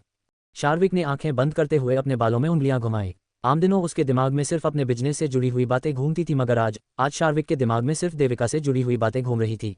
खासकर वो बातें जो देविका के नाना जी ने उसके बारे में कही थी। शार्विक समझ नहीं पा रहा था हफ्तों तक ना सोने के बावजूद देविका इतनी फिट कैसे थी। हाँ, देविका के आंखों में कल शाम शार्विक ने ललाट जरूर देखी थी, मगर देविका के आंखों के आसपास कोई ऐसा डार्क सर्कल नहीं था जैसा आमतौर पर पर्याप्त नींद न लेने वाले किसी इंसान के आंखों के आसपास होती है। देविका की स्किन, उसकी फिजिक जो कल रात शार्विक ने बहुत अच्छे से देखी थी, वो सब परफेक्ट थी। इनफैक्ट 26 की उम्र में भी देविका किसी टीनेजर जैसी दिखती थी। कोई स्कूल में देविका की असली उम्र का अंदाजा तक नहीं लगा पाता था। शार्विक को ये सारी बातें अजीब लग रही थी। हफ्तों तक ना सोने वाला इंसान देविका जैसा दिख ही नहीं सकता था। देविका ऊपर से बिल्कुल हेल्थी नजर आती थी। शार्विक रेडी होकर अपने कमरे में आया। देविका उसी पोजीशन में पेट के बल सो रही थी। शार्विक ने देविका को कमर से पकड़कर सीधा किया तो देविका अपनी आंखें खोलकर उसे देखने लगी। शार्विक भी रुक कर उसे देखने लगा। शार्विक जानना चाहता था देविका आगे क्या करेगी। आफ्टर ऑल कल रात उसने देविका की स्कर्ट जो फाड़ दी थी। देविका कुछ पल तक शार्विक को देखती रही और फिर वो अपनी आंखें बंद करके दोबारा सो गई। शार्विक के होठों पर हल्की ना दिखने वाली मुस्कान आ गई। उसे ऐसा महसूस हो रहा था मानो देविका थोड़ी देर पहले आंख खोलकर सो रही थी। शार्विक ने कुछ क्षण रुककर देविका के फॉरहेड पर किस किया और फिर कमरे से अटैच्ड स्टडी रूम में चला गया। आज वो ऑफिस नहीं जाने वाला था। देखते ही देखते सुबह से दोपहर, दोपहर से शाम और शाम से रात हो गई। देविका अब तक सोकर नहीं उठी थी, जिसकी वजह शार्विक को उसकी फिक्र होने लगी थी। सिंघानिया पैलेस दिल्ली के सबसे कीमती इलाके में स्थित था। सिर्फ दिल्ली या भारत के नहीं बल्कि सिंघानिया पैलेस दुनिया के सबसे कीमती घरों में गिना जाता था। बड़े बड़े सेलिब्रिटी, पॉलिटिशियंस, स्पोर्ट्स पसंद आर्टिस्ट सिंघानिया पैलेस को एक बार विजिट करने का ख्वाब बुनते थे, जो कि अक्सर ख्वाब ही बनकर रह जाता था। पैलेस के आर्ट रूम में एक टीनेज लड़का कैनवास के सामने खड़ा बड़े ध्यान से कैनवास पर बनी पेंटिंग को देख रहा था। रिम ने लड़के को देखते ही गहरी सांस लेकर कहा, जो कि उसका भतीजा मोहित था। तो तुम यहाँ हो मोहित भाई, तुम्हें कब से ढूंढ रहे हैं। बुआ जरा इस पेंटिंग को देखिए, आपको ये कैसा लगा। मोहित ने कैनवस की तरफ इशारा करते हुए कहा। मोहित की बात सुनकर रिम ने कैनवस की तरफ देखा, जिसमें एक जलते हुए घर या फिर यूं कह ले फैक्ट्री की पेंटिंग बनी हुई थी, जो जंगल के बीच स्थित थी। रिम ध्यान से पेंटिंग को देखने लगी। मोहित आर्ट का दीवाना था। रिम जानती थी अगर इस पेंटिंग में कुछ खास नहीं होता तो मोहित उसे यह पेंटिंग नहीं दिखाता। हालांकि बहुत ढूंढने के बाद भी रिम को पेंटिंग में कुछ खास नजर नहीं आया। बस पेंटिंग की कलरिंग थोड़ी अजीब थी। पेंटिंग में आग और जंगल तो था मगर सब कुछ डार्क कलर में था। यहाँ तक कि आग भी काला, सफ़ेद और ग्रे कलर के मिश्रण से बना था। रिम ने कहा, बहुत अच्छी पेंटिंग है, क्या ये तुमने बनाई? अब आप मेरी जगह पर आकर इस पेंटिंग को देखिए और बताइए, आपको ये पेंटिंग कैसी लगी। रोहित ने जवाब देने के बजाय कहा, अरे बता तो दिया, पेंटिंग बहुत अच्छी है। अगर इसकी कलरिंग थोड़ी ब्राइट होती तो ये ज़्यादा वाइब्रेंट दिखाता। इसमें मेरी जगह से और तुम्हारी जगह से देखने पर क्या ही फ़र्क पड़ेगा। बुआ आप पहले देखिए तो सही, फ़र्क आपको खुद समझ आ जाएगा। रिम कन्फ्यूज़न में मोहित के जगह पर आए। उसने ध्यान से पेंटिंग की तरफ देखा मगर इस बार पेंटिंग देखते ही रिम की आंखें बड़ी हो गई। क्या देखा रिम ने पेंटिंग में? क्यों नहीं उठ रही है देविका? क्या बताने वाले हैं मिस्टर रघुनाथ शार्विक को देविका के बारे में? कौन था वह लाल हुडी वाला इंसान? क्या इंजेक्ट किया उस इंसान ने वॉचमैन के गर्दन में? किसने सुकेश का कत्ल किया? चनाइन पहला प्यार। रिम कन्फ्यूज़न में मोहित के जगह पर आए। उसने ध्यान से पेंटिंग की तरफ देखा मगर इस बार पेंटिंग देखते ही रिम की आंखें बड़ी हो गई। जिस पेंटिंग में रिम को पहले जंगल के बीच स्थित जलती हुई फैक्ट्री नजर आई थी, अब उसमें रिम को वो नज़ारा नजर आ रहा था जहां गुलामों को जंजीरों में जकड़ा गया था और एक एक कर सबकी बलि चाई जा रही थी। अमेजिंग, ये तो एनोमोर्फिक आर्ट है। किसने बनाया इसे? कहाँ से लाए तुम इस पेंटिंग को? रिम ने हैरत से कहा, आज से पहले तो मैंने इस पेंटिंग को यहाँ नहीं देखा। रिम की बात सुनकर मोहित के होठों पर हल्की मुस्कान आ गई। ये वही पेंटिंग थी जो देविका ने स्कूल में बनाई थी। हालांकि जब अंत तक देविका वापस पेंटिंग लेने के लिए नहीं आई तो मोहित उसकी पेंटिंग को सिंघानिया पैलेस ले आया था। उसे वो पेंटिंग बहुत पसंद आई थी। बुआ अब मैं आपको इससे भी ज़्यादा हैरान कर देने वाली बात बताता हूँ। इस पेंटिंग को मेरे स्कूल की एक लड़की ने बनाया है, दोनों हाथों से, 5 मिनट में, मोहित ने कहा। मोहित की बात सुनकर रिम हक्की बक्की रह गई। अनोमोर्फिक पेंटिंग एक तरीके के इल्यूजन से बनती थी। पेंटिंग को अलग अलग एंगल से देखने पर पेंटिंग में अलग अलग दृश्य नजर आता था। ये पेंटिंग जितना दिलचस्प होता था, इसे बनाना उतना ही मुश्किल होता था। रिम को यकीन नहीं हो रहा था, ऐसी डीप मीनिंग पेंटिंग मोहित के स्कूल की किसी टीनेज लड़की ने बनाया है, वो भी इतनी जल्दी। मोहित तुम मुझसे मजाक कर रहे हो ना? तुम्हारी स्कूल की कोई लड़की ऐसी पेंटिंग कैसे बना सकती है, वो भी दोनों हाथों से 5 मिनट में? भले ही मुझे पेंटिंग के बारे में ज़्यादा कुछ पता नहीं है मगर दादाजी के मुंह से मैंने एनोमॉर्फिक आर्ट के बारे में काफ़ी कुछ सुना है। इसे बनाना इतना आसान नहीं है, एक हाई स्कूल स्टूडेंट के लिए तो बिल्कुल भी नहीं। रिम ने कहा, मैं जानता हूँ, इस पर यकीन कर पाना थोड़ा मुश्किल है मगर यही सच है। उस लड़की ने मेरे आंखों के सामने ये पेंटिंग बनाई। वो कमाल की थी। वो जितनी सुंदर थी उतनी ही टैलेंटेड भी थी। मैंने उसके जैसी लड़की अपनी ज़िंदगी में पहले कभी नहीं देखा। रिम की बातें सुनकर मोहित ने मुस्कुराते हुए कहा। देविका का लापरवाह बर्ताव, सुस्त नजरें, आलसी अंदाज, सब कुछ मोहित पर गहरा प्रभाव छोड़ गया था। छोटे शब्दों में कहे तो देविका को देखने के बाद मोहित खुद मोहित हो गया था। क्या बात है भतीजे, तुम तो इस लड़की की बड़ी तारीफ कर रहे हो। कहीं तुम्हें पहली नज़र वाला प्यार तो नहीं हो? वैसे ऐसा हो भी सकता है, अक्सर लोगों को तुम्हारी उम्र में ही पहला प्यार होता है। रिम ने मोहित को केहनी मारते हुए कहा। बुआ आप भी ना। अरे इसमें शर्माने की क्या बात है? अगर तुम्हें पहली नज़र का प्यार हुआ है तो मुझे बताओ, तुम्हारी बुआ उस लड़की को कन्वेंस करने में तुम्हारी मदद करेगी। बुआ ऐसा कुछ नहीं है, आप कुछ ज़्यादा ही सोच रही हो। देखो मोहित, अगर ऐसा कुछ है तो मुझे बता दो, मैं सच में तुम्हारी मदद कर सकती हूँ, वरना कहीं ऐसा ना हो जब तक तुम्हें अपने प्यार का एहसास हो तब तक कोई तुम्हारे पहले प्यार को चुरा कर ले जा चुका हो। रिम ने कहा, जिसे सुनकर मोहित ने बात बदलते हुए कहा, अच्छा अब चलो, आप डैड बुला रहे थे ना मुझे, चलिए उनसे मिलते हैं। रिम के होठों पर हल्की मुस्कान आ गई। वो मोहित के दिल की बात उसके आंखों में पड़ सकती थी। दोनों लिविंग एरिया में आए जहां आनंद सिंघानिया सहित पूरी सिंघानिया परिवार बैठी हुई थी। वो सब सगाई के तैयारियों के बारे में बात कर रहे थे। वैसे तो सिंघानिया परिवार काफ़ी बड़ी थी, मगर फिलहाल सिंघानिया पैलेस में कुछ खास लोग ही रह रहे थे, जिसमें शार्विक के दादाजी, दादी माँ, रिम, मोहित और मोहित के पेरेंट्स अनिल सिंघानिया और सावित्री सिंघानिया शामिल थे। मोहित ने पूछा, डैड, आपने मुझे बुलाया? हाँ, मैंने तुम्हें बुलाया। 27 को तुम्हारे चाचा की सगाई है। डिजाइनर से कहकर अपने लिए अपने पसंद के कपड़े तैयार करवा लेना। थोड़ी में डिजाइनर्स आते ही होंगे, तब तक हमारे साथ बैठो। मिस्टर अनिल ने जवाब में कहा, ये सब तो मैं करवा लूंगा, मगर क्या चाचा जी उसी नाबालिग लड़की से शादी करने वाले हैं? क्या उन्होंने शादी के लिए हाँ कह दिया? मोहित ने बैठते हुए कहा। योजक चिन्ह। मोहित नहीं जानता था, जिस लड़की ने उसे मोहित किया है वही उसके चाचा की होने वाली बीबी है। उसने कभी उस लड़की में दिलचस्पी ही नहीं दिखाई थी, जो उसके चाचा से उम्र में 11 साल छोटी थी। मोहित को लगा था शार्विक वापस आते ही शादी के लिए मना कर देगा। वैसे भी शार्विक का फैसला परिवार में आखिरी फैसला होता था, मगर शार्विक ने ऐसा नहीं किया था। हाँ, तुम्हारे चाचा जी ने हाँ कह दिया। शार्विक की शादी उसी लड़की होगी। 27 को सगाई है। मैंने पुरोहित जी से बाकी तिथियों के बारे में भी पूछ लिया है। जब शार्विक यहाँ आएगा तो मैं उससे शादी की तारीख के बारे में पूछ लूंगी। दादी माँ ने मुस्कुराते हुए कहा। दादी माँ की बात सुनकर मोहित के साथ साथ रिम के चेहरे पर भी नाखुशी और नाराजगी ने जगह बना ली। वो दोनों बिल्कुल नहीं चाहते थे शार्विक की शादी सुरभि से हो। दादी माँ, आप लोग तो कहते थे बड़े भाई की शादी देविका ओबरॉय से होगी। कई सालों पहले ओबरॉय परिवार और हमारे परिवार में जो वादा हुआ था, उसका क्या? जब ओबरॉय परिवार को इस शादी के बारे में पता चलेगा, तब वो लोग नाराज नहीं होंगे।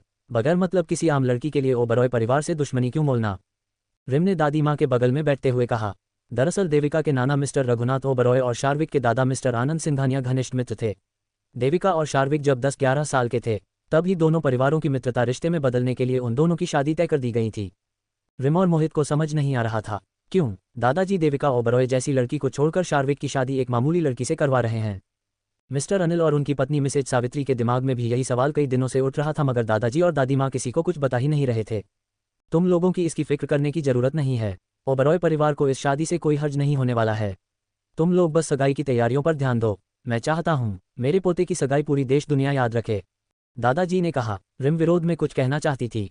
उसी वक्त उसका फोन तेजी से रिंग होने लगा। रिम ने कॉलर आईडी चेक किया और फिर सबको एक्सक्यूज देकर साइड में कॉल आंसर करने चली आई। कहिए प्रताप जी, इतनी रात को क्यों कॉल किया? सब ठीक तो है ना? रिम ने कॉल रिसीव करते हुए बोला। मैडम, हो सके तो आप इसी वक्त थाने आ जाए। वाराणसी, कोलकाता और बिहार में हमें जो सीरियल किलिंग केसेज मिले थे, उससे मिलता जुलता एक केस कल रात दिल्ली में भी मिला है। मुझे लगता है वो सीरियल किलर दिल्ली में आ चुका है। आपको एक बार आकर केस स्टडी पर नजर डालनी चाहिए। कल रात दिल्ली पब्लिक स्कूल के एक वॉचमैन को ठीक उसी तरह मारा गया है, जिस तरह वाराणसी, बिहार और कोलकाता में कई विक्टिम्स को मारा गया था, प्रताप ने जवाब में कहा। प्रताप की बात सुनते ही रिम का सुंदर चेहरा सख्त हो गया। रिम असल में इंडिया के एक सीक्रेट डिपार्टमेंट की ऑफिसर थी। पिछले कुछ दिनों से रिम का डिपार्टमेंट एक सीरियल किलिंग केस पर काम कर रहा था। कल रात जिस पैटर्न से स्कूल के वॉचमैन को मारा गया था, उसी पैटर्न से वह सीरियल किलर भी लोगों को मारता था, जिसके ऊपर रिम काम कर रही थी। रिम ने कहा, ओके, मैं आ रही हूँ, मेरा इंतजार कीजिए। Dusk escape. असिस्टेंट कपिल कुछ फाइल्स के साथ स्टडी रूम में आया, जहां शार्विक अपनी चेयर से पीठ टिकाए बैठा हुआ था। शार्विक की आंखें बंद थी। उसके पतले होठों के बीच जलती सिगार फंसी हुई थी, जिसके धुआं ने शार्विक के हैंडसम चेहरे को ढक रखा था। कपिल की आहट महसूस करने के बाद भी शार्विक ने अपनी आंखें नहीं खोली। उसके नाक से निकलता सिगार का धुआं ऐसा था मानो शार्विक कोई ड्रैगन हो। बॉस, मैंने जिस आदमी को हिमाचल मैडम के गांव भेजा था, वो वापस आ चुका है। वहां से मैडम और उनकी नानी माँ के बारे में कुछ नई बातें पता चली है, कपिल ने फाइल वर्क डेस्क पर रखते हुए कहा। कपिल की नज़रों में देविका मिसेज मेहता की बेटी सुरभि ही थी, इसलिए वो देविका को सुरभि समझकर उससे जुड़ी हुई जानकारियां शार्विक को बता रहा था। हालांकि शार्विक का इरादा कुछ और था। शार्विक ये जानना चाहता था, जिस सुरभि नामक लड़की के भेष में देविका यहाँ रह रही है, वो लड़की असल में है कौन और देविका से उसका संबंध क्या है। शार्विक ने हाथ के इशारे से कपिल को अपनी बात कंटिन्यू करने को कहा। बॉस, आस पड़ोस के लोगों से पता चला, मैडम की नानी माँ का बर्ताव भी मैडम के साथ कुछ अच्छा नहीं था। वो कई दिनों तक मैडम को भूखा रखती थी, डांटती थी, यहाँ तक कि हर रोज के तानों और जिल्लत से तंग आकर मैडम ने कई बार खुदकुशी करने की कोशिश भी की थी, मगर वो इसमें भी नाकामयाब रही। कपिल ने बात आगे बढ़ाते हुए कहा। कपिल इतना कहकर कुछ क्षण के लिए रुका। उसके चेहरे पर थोड़े अजीब एक्सप्रेशंस आ चुके थे। हालांकि एक बात अजीब है बॉस, जिस दिन मैडम दिल्ली आई थी, उसके अगले ही दिन कुछ सरकारी कर्मचारियों ने आकर उनके नानी माँ की सारी प्रॉपर्टी को इलीगल बताकर सील कर दिया। पिछले 5 दिनों से मैडम की नानी माँ फुटपाथ पर ही अपना गुजर बसर कर रही है।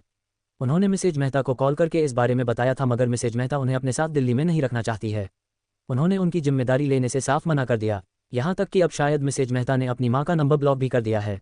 मैडम की नानी माँ काफ़ी बूढ़ी और बीमार है। मुझे नहीं लगता फुटपाथ पर वो 10 दिनों से ज़्यादा वक्त तक जिंदा रह पाएंगी।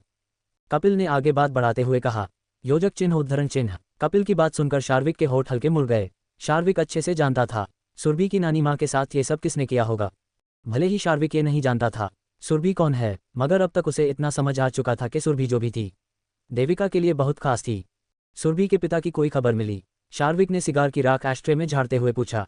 नहीं बॉस, अब तक उनकी कोई खबर नहीं मिली है। किसी पावरफुल इंसान ने जानबूझकर कॉलेज से उनकी सारी जानकारियां गायब करवा दी है।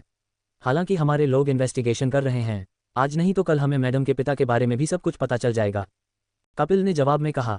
शार्विक तुरंत समझ गया, कॉलेज से सुरभि के पिता से जुड़ी हुई जानकारियां गायब करवाने में भी कहीं ना कहीं देविका का ही हाथ है। हालांकि देविका ऐसा क्यों कर रही थी, ये शार्विक को समझ नहीं आ रहा था। तुमने बहुत अच्छा काम किया, अब तुम जा सकते हो। बहुत रात हो चुकी है, जाकर आराम करो, बाकी का काम कल करना। शार्विक ने वर्क डेस्क से फाइल उठाते हुए कहा। कपिल ओके बॉस कहकर वहां से चला गया। शार्विक ने फाइल पलटकर उसमें मौजूद हर एक डॉक्यूमेंट को गौर से पढ़ा और फिर उसे बंद करके अपने बेडरूम में आ गया, जहां देविका सो रही थी। रात के 11 बन चुके थे। देविका पिछले 26 से लगातार सो रही थी। शार्विक चलकर देविका के करीब आया। उसके हाथ में एक इंजेक्शन था। शार्विक ने देविका का टेम्परेचर और पल्स चेक किया और उसके बाद देविका को इंजेक्शन इंजेक्ट कर दिया। थोड़ी देर बाद शार्विक ने इंजेक्शन बाहर निकाला, जिसमें देविका का खून इकट्ठा हो चुका था। शार्विक ने खून को ट्यूब में स्टोर किया और उसे लेकर कमरे से बाहर निकल गया। आगे क्या होगा? कौन है सीरियल किलर? क्या केस जितना सीधा दिख रहा है सच में उतना सीधा है? क्यों नहीं उठ रही है देविका? क्या होगा जब मोहित और रिम के सामने देविका की सच्चाई आएगी? चेटन फर्स्ट किस। शार्विक ने खून को ट्यूब में स्टोर किया और उसे लेकर कमरे से बाहर निकल गया। उसके हैंडसम चेहरे पर कोई भाव नहीं थे। मास्टर बेडरूम से 3 कमरे बाद एक दीवार था। शार्विक दीवार के ठीक सामने आकर रुक गया। कुछ पल बाद दीवार अपने आप ही 2 हिस्सों में बंट गया और शार्विक दीवार के अंदर चला आया, जहां लैब जैसा अरेंजमेंट था। हालांकि वहां कोई इंसान नहीं था। शार्विक ने माइक्रोस्कोप पर देविका के खून की हल्की बूंदें डाली और उसे एग्जामिन करने लगा। ध्यान से देविका का खून एग्जामिन करते ही शार्विक की गहरी आंखें समुद्र के समान गहरी हो गई। शार्विक ने माइक्रोस्कोप से नजर हटाई और फिर वो सामने दीवार की तरफ देखते हुए किसी गहरी सोच में डूब गया। उसकी कठोर उंगलियां लगातार टेबल को खटखटा रही थी, जिससे उसके दिल में मची उथल पुथल का स्पष्ट रूप से पता चल रहा था। अगली सुबह देविका ने धीरे से अंगड़ाई लेते हुए अपनी आंखें खोली। उसे बेहद ही हल्का और रिलैक्स महसूस हो रहा था। देविका ने चारों तरफ अपना नजर घुमाई। खुद को अनजान कमरे में पाते ही देविका का सुंदर चेहरा कठोर हो गया और वो उठकर बैठ गई। धीरे धीरे कर देविका को वो सारी बातें और घटनाएं याद आने लगी जो उसके नींद में जाने से पहले हुई थी। देविका ने वॉल क्लॉक की तरफ देखा। डेट एंड टाइम देखते ही देविका के माथे पर शिकन की लकीरें उभर आई। उसे अपने आंखों पर यकीन नहीं हो रहा था। वो पिछले 2 दिनों से सो रही थी। ऐसा बिल्कुल नहीं हो सकता। देविका तुरंत ब्लैंकेट हटाकर उठाने को हुई। इसी बीच उसकी नज़र अपने कपड़ों पर गई और उसका सुंदर चेहरा लाल पत्थर के समान हो गया। हालांकि ऐसा गुस्से की वजह से था या शर्म की वजह से, ये बता पाना मुश्किल था। देविका अपनी मुट्ठियां भींचते हुए बेड से उठी। बाथरूम के अंदर से हल्की पानी गिरने की आवाज़ आ रही थी। देविका ने जाकर बाथरूम का दरवाजा नॉक किया। कुछ सेकंड्स बाद ही अंदर से दरवाजा खुल गया और देविका के आंखों के सामने शार्विक का हैंडसम चेहरा आया, जो आधा से ज्यादा सेविंग क्रीम से ढका हुआ था। शार्विक शर्टलेस था। कपड़ों के नाम पर उसकी कमर पर सिर्फ एक सफ़ेद टॉवल लिपटा था, जिसमें शार्विक बेहद ही हॉट और सेडिक्टिव नजर आ रहा था। अनजाने में ही देविका की नज़र शार्विक के एब्स की तरफ चली गई, जहां से उसने तुरंत अपनी नज़र फेर ली। ना जाने क्यों उसके चेहरे की ललाट अब और ज्यादा बढ़ चुकी थी। गुड मॉर्निंग, नींद पूरी हो गई तुम्हारी? शार्विक ने मुस्कुराते हुए कहा। तुमने मेरे साथ क्या किया? मुझे इतनी लंबी नींद कैसे आ सकती है? तुमने उस खाने में क्या मिलाया था? देविका ने उसे बुरी तरह घूरते हुए कहा। मैं तुम्हारे खाने में कुछ क्यों मिलाऊंगा? यही तो मैं भी जानना चाहती हूँ। तुमने मेरे खाने में कुछ क्यों मिलाया? क्या इरादा है तुम्हारा? और मेरे कपड़े ये किसने चेंज किए?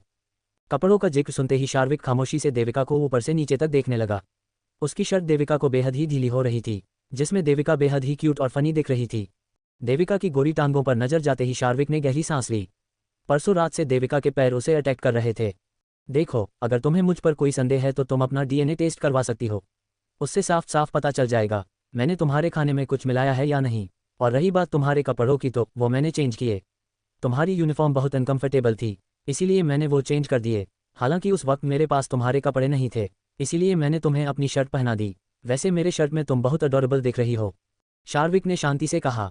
शार्विक की बात सुनकर देविका अपना माथा मसलने लगी।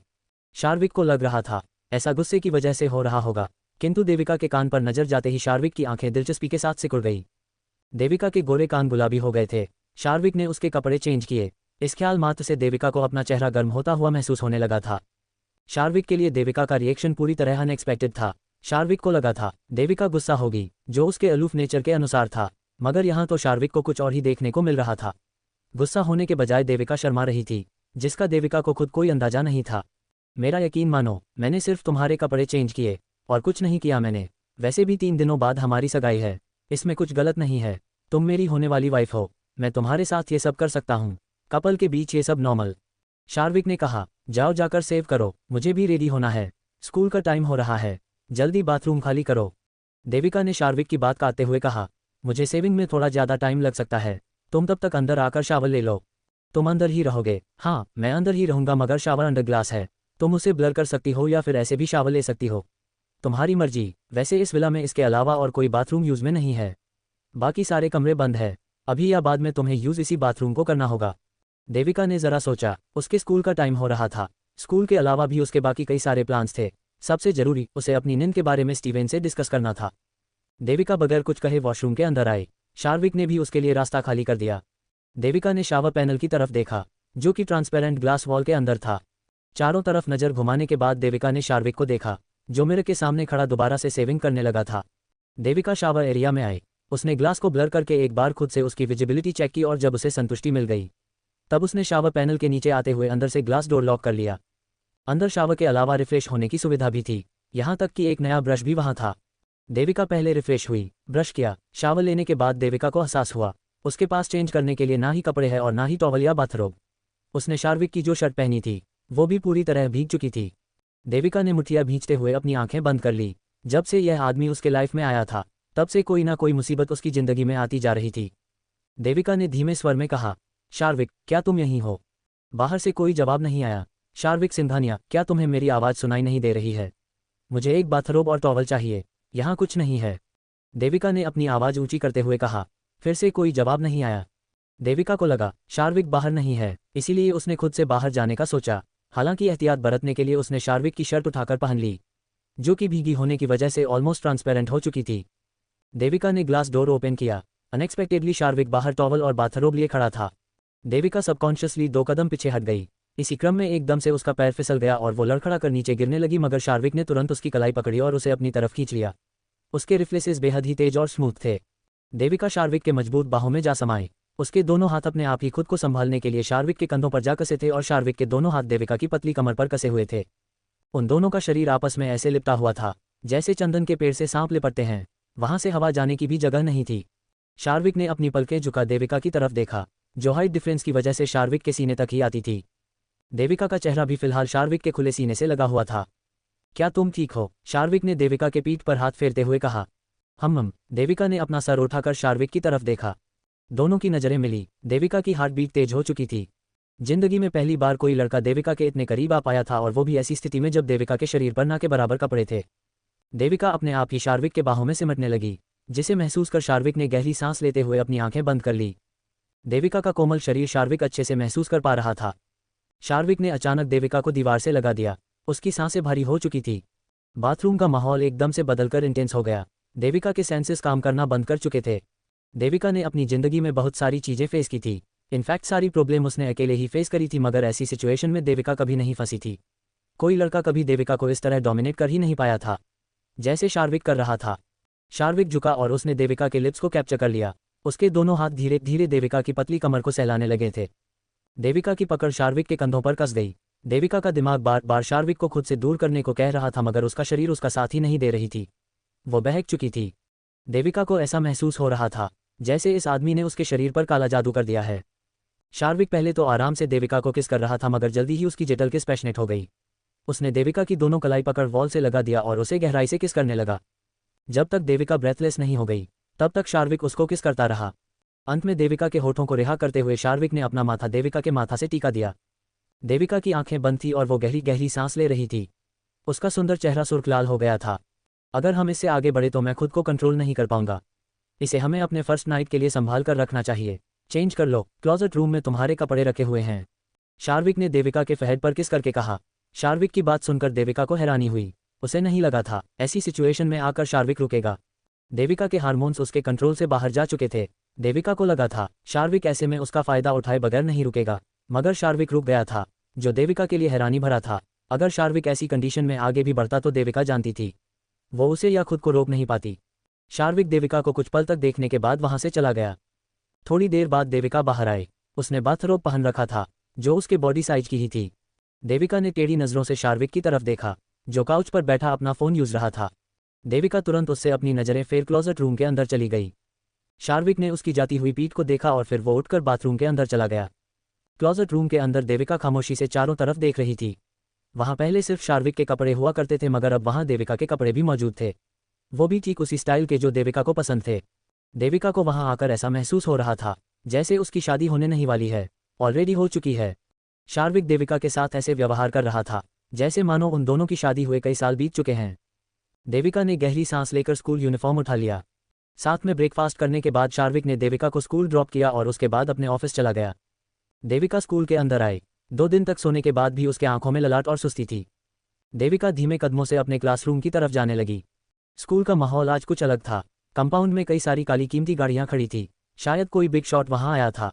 देविका जैसे ही अपने क्लासरूम में पहुंची, वैसे ही सब लोग उसे देखने लगे। हालांकि बाकी दिनों भी ऐसा ही होता था, मगर आज सबकी नज़रों में कुछ अजीब था। देविका सबको नज़रअंदाज करते हुए अपने सीट पर जाकर बैठ गई। आखिरकार आप आ गईं, चलिए मुझे आपसे कुछ जरूरी बात करनी है, सुमित ने कहा, जिसे सुनकर देविका ने अपनी पलकें उठाकर दरवाजे पर खड़े सुमित की तरफ देखने लगी। सुमित के अजीब भाव देख देविका धीरे से उठी और क्लासरूम से बाहर निकल गई। सुमित भी उसके पीछे चल दिया। दोनों कॉरिडोर के एंड में आए। आपकी मॉम स्कूल आई हुई है। मैंने व्योमा के साथ जो किया उसकी वजह से आई एम रियली सॉरी, मुझे नहीं लगा था बात इतनी बढ़ जाएगी। प्रिंसिपल ने मेरे डैड को कॉल किया है, वो भी आते ही होंगे, सुमित ने हिचकिचाते हुए कहा। अपनी मॉम का जिक्र सुनते ही देविका की आंखें हल्की सिकुड़ी, मगर उसने कहा कुछ नहीं। डाइवोर्स के बाद देविका की मां अनुपूर्णा ने अपने कॉलेज स्वीटहार्ट अनंत खुराना से शादी किया था। व्योमा अनंत के फैमिली से ही थी। Miss Surabhi, mister Sumit, principal sir ने आप दोनों को ऑफिस में बुलाया है, मेरे साथ चलिए। अचानक वहां प्यून आया और बोला। प्यून की बात सुनकर सुमित हिचकिचाती नजरों से देविका की तरफ देखने लगा। हालांकि देविका ने उसे कुछ नहीं कहा। देविका खामोशी से अपने पैंट के पॉकेट में हाथ डाले प्रिंसिपल ऑफिस की तरफ जाने लगी। सुमित भी देविका के पीछे जाने लगा।